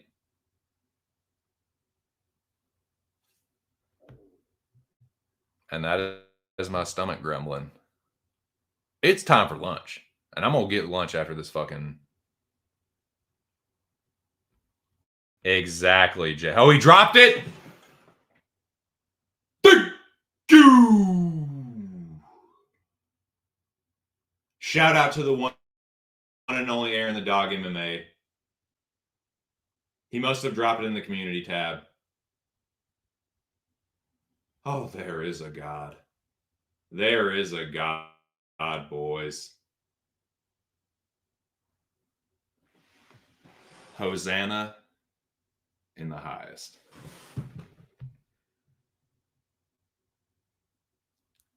That is straight from the magic honeybee's mouth. You can call Jack a lot of things, but a liar ain't one of them. Jack and I have called each other many things.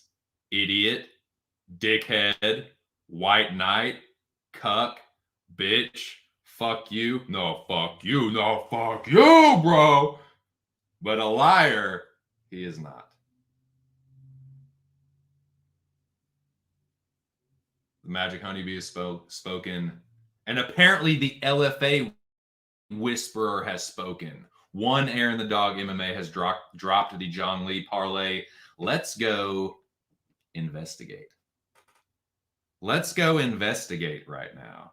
I accidentally turned on the flashlight on my phone. Getting excited. Have y'all ever done that before? Where you just pull out your phone and a fucking flashlight like sears your fucking retina? Or just like pull it out and a flashlight just shines randomly. It's like, oh, okay.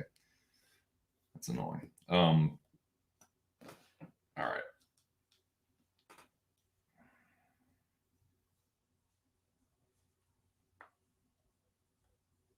Take heed, pay homage, recognize.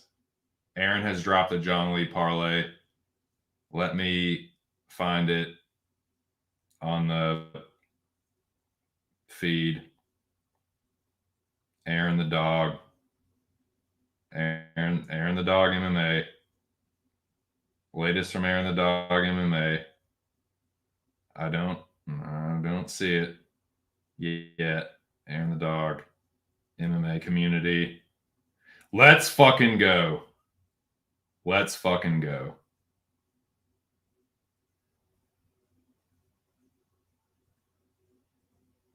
Aaron the Dog says, gentlemen, this is the Aaron the Dog MMA Zhang Li parlay. Shout out to my dude, Aaron the Dog MMA. He's taking a hiatus from breaking down the UFC until further notice.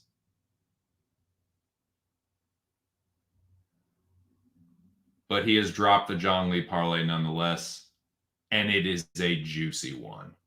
It is a tasty, juicy little 5-piece that I will be tailing. Plus 2, 3, 2, 0. What do you think about that? What do you think about that, Zach Johnson? What do you think about that, Bo Dick? Yeah, rejoice, lobby. Throw a fucking party. Party hard, Andrew WK. This is sick. I love it. I love this Zhang Li tailing right now. And this completes my slate. I was waiting on it. Aaron, wherever you are, thank you. The parlay is sick. Tailing right now. Y'all want to know what it is? We'll stop being fucking lazy. Subscribe to Aaron's channel. Click on his fucking icon. Go to the community tab. It's in the community tab. Hit the fucking like. Comment on it so it can get some fucking traction and visibility and shit. Algorithm shit. All right? It's only got 2 fucking likes on it. There are 6 people in this channel. So there should be like at least 2, 3, excluding a troll or 2 or a lurker that is not going to participate. There should be at least 2 or 3 more likes on that. Aaron the Dog MMA. Subscribe, notifications. When you go to his channel's page, there's a subheading or whatever you fucking call it, community. It's the first one. Dropped an hour ago. The Zhang Li parlay. Tailing. Por la cultura. Fotocultura. Forat. Here it is. So yeah, while I'm putting this up there, go to his shit. And if you're going to like this channel and this stream, you need to do the same thing over there. And I definitely like this one.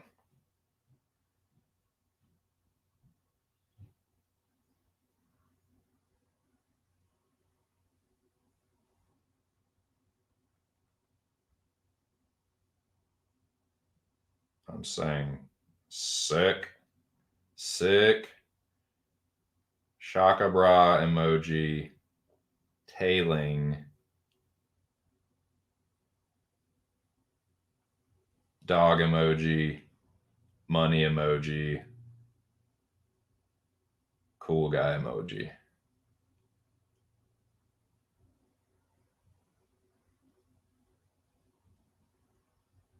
Send. First comment. Now, y'all go hit that fucking like over there. So yeah, my slate is now complete. Let me make a banner for this. Yeah, rejoice indeed. Rejoice indeed. Nice, dude. Nice.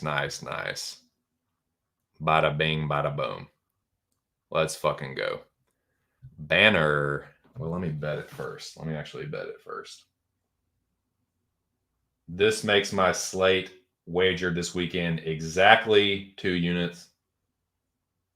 Shout out to my new bookie, my new sports book, Bet Parks. Shout out to Lou Betcha for the recommendation. I appreciate that.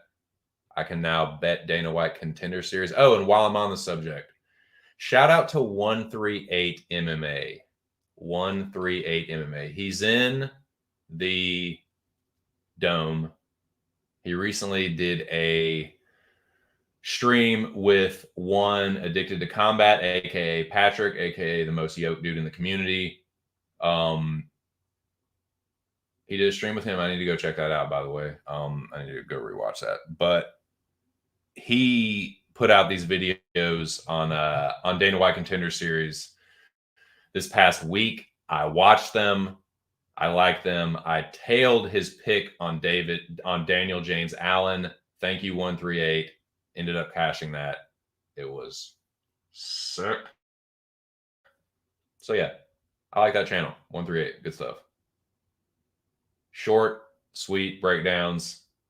Just seems like a regular dude, non-arrogant, knows what he's talking about. Good stuff. I like it. So shout out to him. And yeah, shout out to Bet Parks and Lou Betcha for the recommendation. Very, very quick. The payouts were very quick, and it was pretty easy to sign up for too. And I can bet Dana White Contender Series now. So I don't know if I'm gonna start making those, like if I'm gonna start tracking those on this channel or not, but yeah, if I do, I'll let you know. So got 15 minutes, man. I'm gonna get out of here in 15 minutes. Go get something to eat. Go get some more nugget. Man. Yeah. Get ready. Get ready for this weekend. One of my wife's homegirls is coming into town this evening. So you gotta get the house ready. Run some errands. So yeah. 15 more minutes and y'all can fuck off.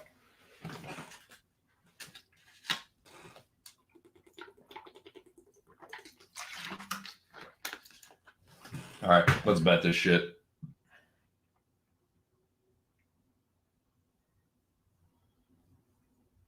God damn. For you? No, that isn't for me. All sports. UFC, MMA. Okay. All right, let's go in order of the fight card. Okay. Mizuki.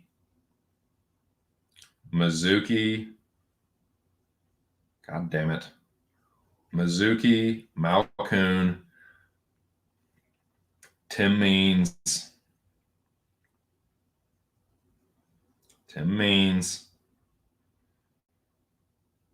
AJ Fletcher.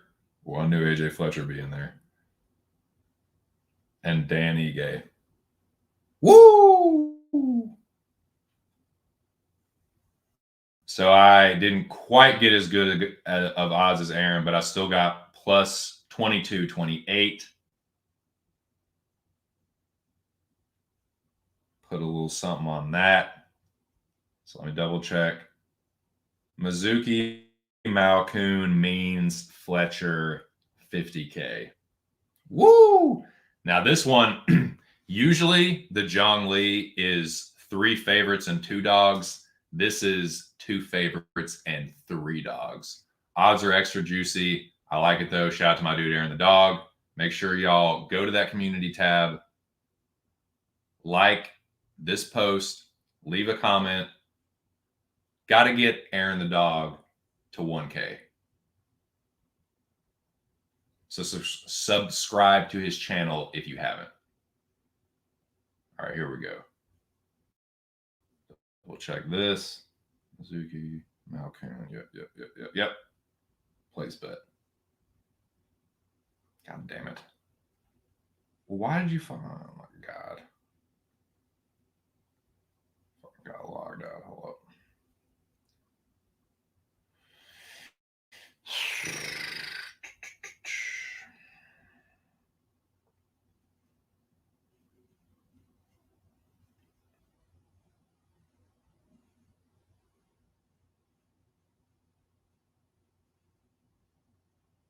Yeah, verify me. Location verified. Yeah.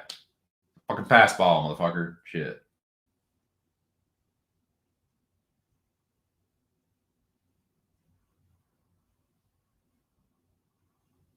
Let's fucking go.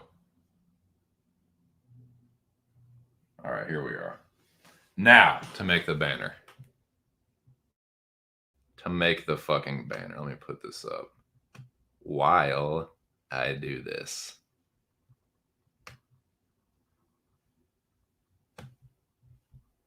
My slate is now complete.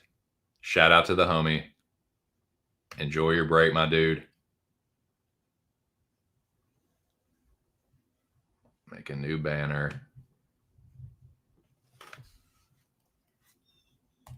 Aaron, you motherfucking dogs.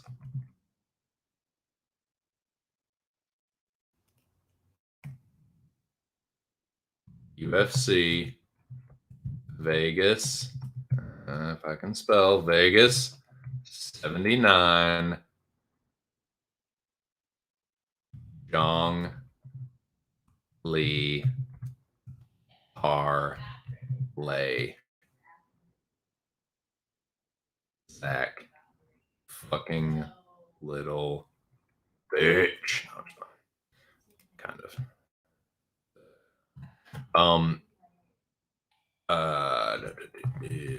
It is in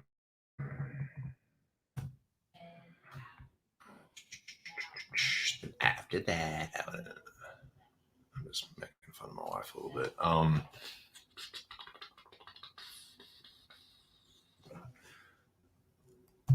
Dog emoji.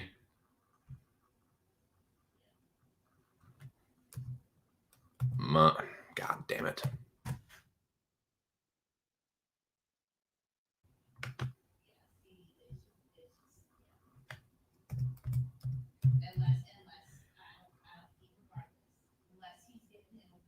And do that.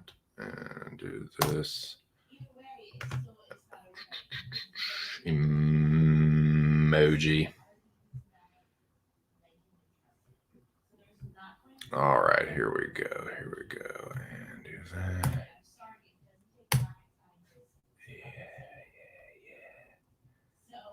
Yeah. All right, one more, and then I should be ready. Okay.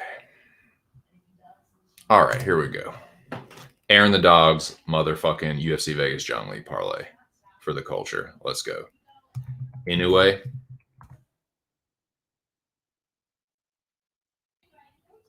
No way. Where is the? See, this is frustrating now because there's no. I like that straight line separator, but you know, never die. Here we go. Mizuki Malcoon, the Coon Man. Malcoon Man, come together with your hands, save me. Y'all together with your plan, save me.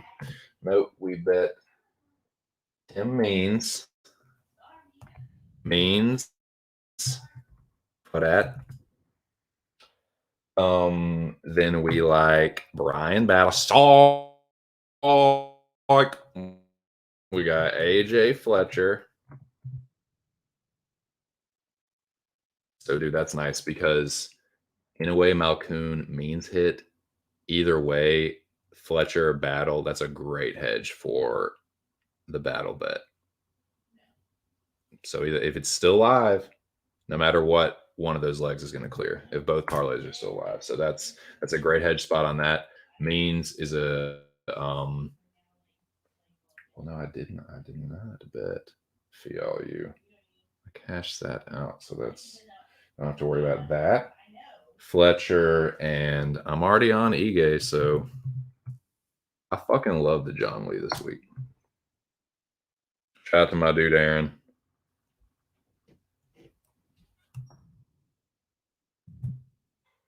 Plus 228.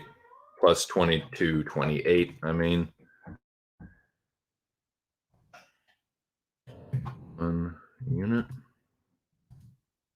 And pays out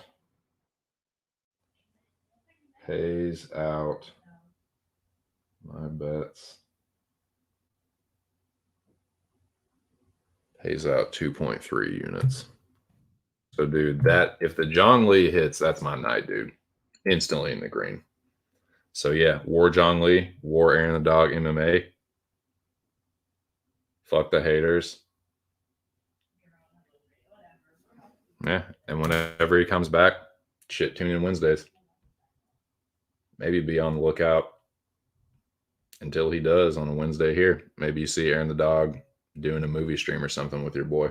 Who knows? But subscribe to his channel in the meantime. And be on the lookout for the community shit. Because he may be, even if he's not streaming, he may, still put stuff out. I don't know. I don't really. Just ask him, man. But definitely subscribe to his channel. Check out his content regardless. And sorry, I'm starting to lose my voice. That is it right there. There you fucking go. I think it's pretty sick this week, dude. I like it.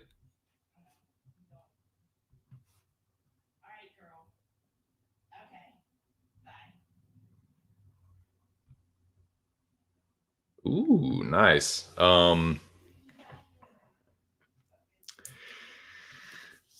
Jiri versus Alex. I think it's fucking bullshit. I think both of them would get ragdolled by my dude Magomed Ankalaev. That's what I think about that. I don't know though, man. I don't know. I think Alex has got a good chance to knock him out. Jiri probably wins by something, but don't be surprised if Jiri gets chin check, man. He does not have the best chin. He's been knocked out before. He's got rocked by Dominic Reyes. He got rocked bad by Glover. He got rocked by fucking Vulcan. He got fucking Shadow Realm by King Mo. Like, he's been hurt enough to like where Alex is live. Jiri's obviously considerably, he's like 5 years younger at least. So I would slightly favor Jiri, but yeah. They both get whooped by Ankalaev. Hill, Jiri, Pahea, all those motherfuckers are ducking Ankalaev. None of them want smoke with him. The UFC does not want to match him up with any of them. He's going to fight Johnny Walker. I think he's going to beat Walker. And then one of them is going to have to grab their fucking baby nuts and sack up and fight Ankalaev. That's what I think.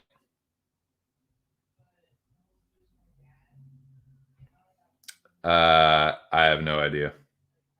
I'm not sure. Jiu-jitsu gi inspired shoes. That's wild. That's what I have to say about that. But yeah, I think that's it, boys. That's my slate. Got it in just in time. Shout out to Aaron the Dog for just perfect timing, man. Clutch dropping of the Zhongli parlay. So there it is, boys. If you like it, tail it. If not, fuck off. Fuck off and eat a fat dick, dude. But nah, man, this was a great stream, boys. Peaked out at 11. Had 10 people in here more than once. Just solid. Solid all around, man.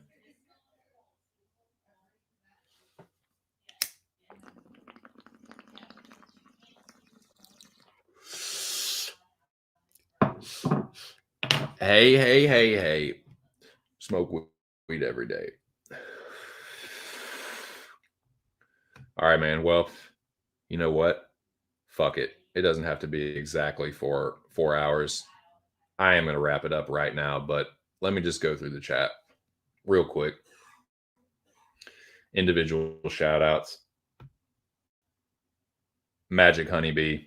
You old Magic Honeybee. You. Best of luck, Jackie boy. Zero Cheddar. Get that old voodoo going, man. We need that old Louisiana magic. Need that old New Orleans magic now. For gay. We have to get. We're going up against this man and his powerful prediction skills lately. It's going to be a fucking battle for the ages. Best of luck, homie Noah. Virtual handshake there. See you on the field of battle. No quarter will be asked or given, and we'll just settle it because we cannot have the Civil War continue any further, brother. Shout out to the general, my homie. Killed it with the NFL. Was all over the Niners, crushing these giant guys.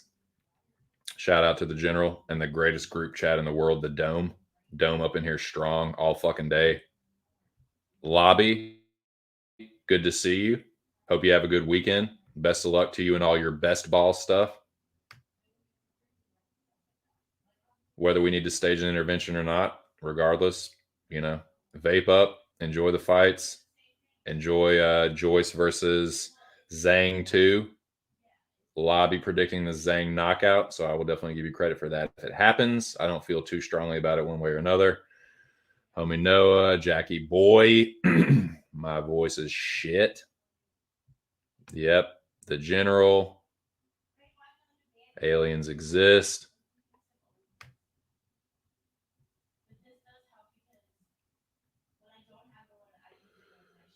We all know conspiracies are done. Boom, bap, boom, bap,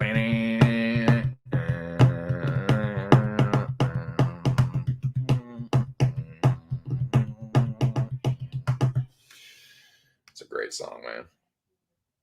Aliens exist is deep. All right, Jackie Boy, Noah, Zero Cheddar. Let's fucking go, man. War fucking Ige, dude. Homie Noah is a powerful entity right now, so it's going to take all of our powers combined to get it done, but I think it can happen. It's going to be a good fight. It's going to be a sick fucking fight. My dude, once again, can't say enough. Nothing I say will do justice to the hard work that he's put in to getting the Locker Room Talk podcast to where it is right now. Just yeah, man, congratulations on the 1,000 downloads. Like I said, honored to be a part of it. You've been killing it, man. Check the dude out on Twitter. And yeah, check out the fucking fruits of his toils, dude.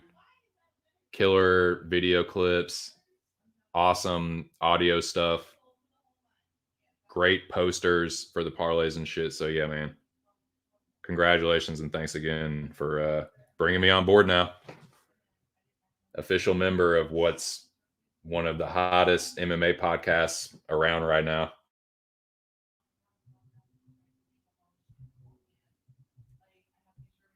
Smarty pants, don't forget my words. Heed them or you'll be crushed even further on the next stream. Nah, best of luck to you, Zach Johnson. You can tanker as fuck. Nah, man, best of luck this weekend to you. Best of luck, Chucky. Have a good weekend, Wong.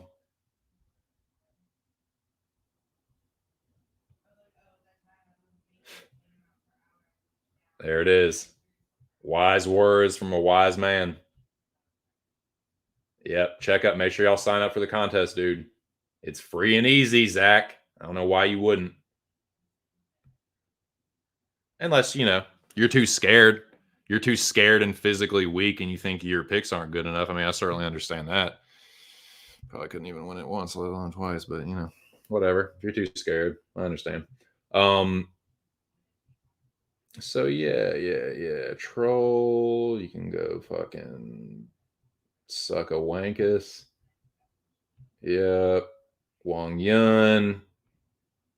Shout out Daniel Covert. Hopefully I'll see you in the pub chat tomorrow evening. Best of luck to you. Good to see you in the chat. Let's see. Don't want to miss anybody. God, my voice is going to shit. Nick Al, my favorite Australian. Best of luck to you, my dude. I'll see you in the Dome. Curtis Little, good to see you. Best of luck. Who else we got up in here? Who else we damn got up in here? Robin Day, if you stuck around, hope you enjoyed it. If not, go fuck yourself. No, I'm just playing. But no, I hope you were able to find what you were looking for. If you like what you heard, subscribe to the channel. That goes for anybody else that is not a regular. Subscribe. If you like what you heard, hit the like button. Leave a comment if you feel like it. Like I said, subscribe to the channels I told you to.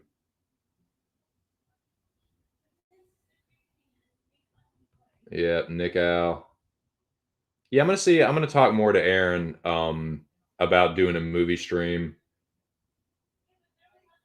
maybe in the next couple weeks. So be on the lookout for that, man. I'm gonna follow up on that. He said he would be down, but I need to actually follow up and make it happen. Because I've been feeling that recently. So yeah, if y'all like talking about movies and shit, it's not something I do all the time. I haven't done it in a while, but Aaron knows his stuff, man. He's a movie buff for real, so I'm interested to chop it up with him about that. So I'll be on the lookout for that potentially. This is why I go all the way back, because I would have forgotten about this. Jesse Q, shout out to you. Old Togan. Hopefully see you in the pub chat tomorrow night. Best of luck to you and your plays. 06, good to see you. Best of luck. Excuse me, sorry, my voice is going to hell, boys. Yeah, man. Yeah. And lobby. It just wouldn't be a lobby comment if he wasn't busting my fucking chops. But you know what? That's lobby. Best of luck, lobby. You were in here first. Get these new comments.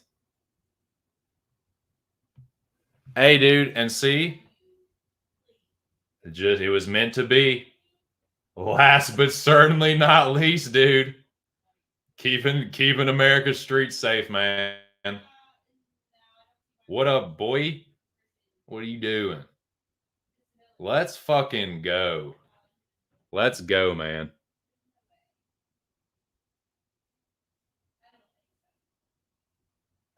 Subscribe to that man's channel right there. UFC Bro Picks. Been around them old YouTube, Twitter gambling parts for a minute. This man's been having a hell of a 2023. I remember I just seen one of your bets that you just put out. You're on Jourdain, right? You're on Jourdain, correct? Yes.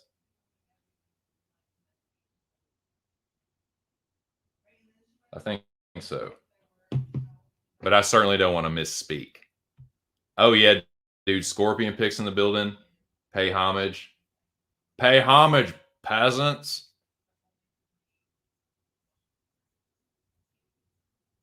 Dude, let's go picks in the building.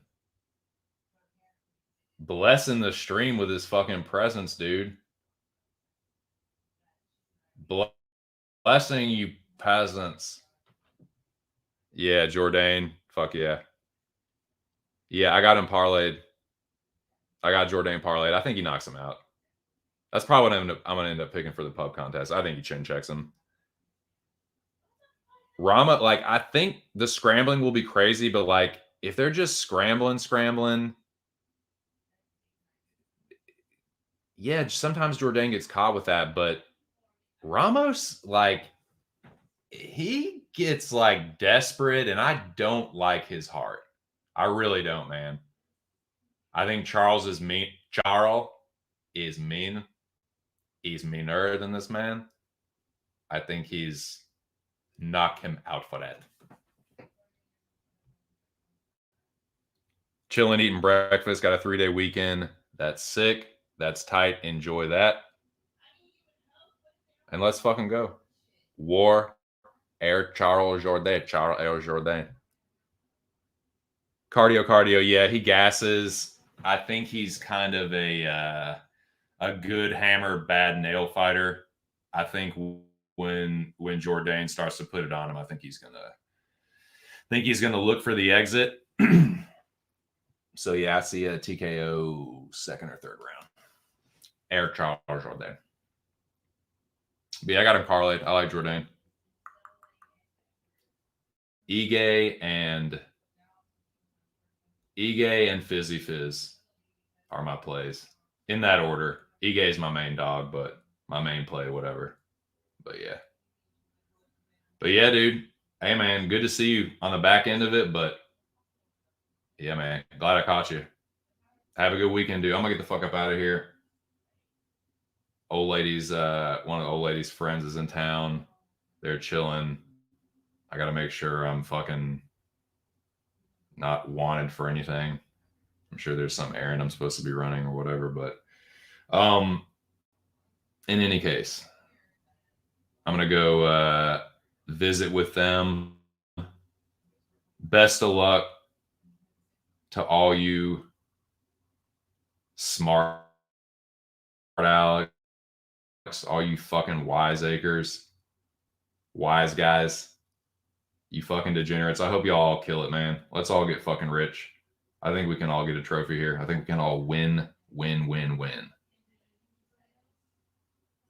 So yeah, I'm going to just get the fuck out of here right now before I get off on another tangent and start rambling again. Yeah, let's fucking do it, man. Good to see you, dude. Yeah, man. Y'all shout out. Y'all subscribe to Bro Picks if you haven't before. He is a stalwart of the community. And like I said, he's been having a killer 2023. And he's due for another big fucking week. So check him out on Twitter, YouTube. Just like you see right there, UFC Bro Picks. Best of luck, Keep. Let's fucking go. All right, boys. That's it. Do these final words, and it's gonna be it for me. The fuck out of Dodge.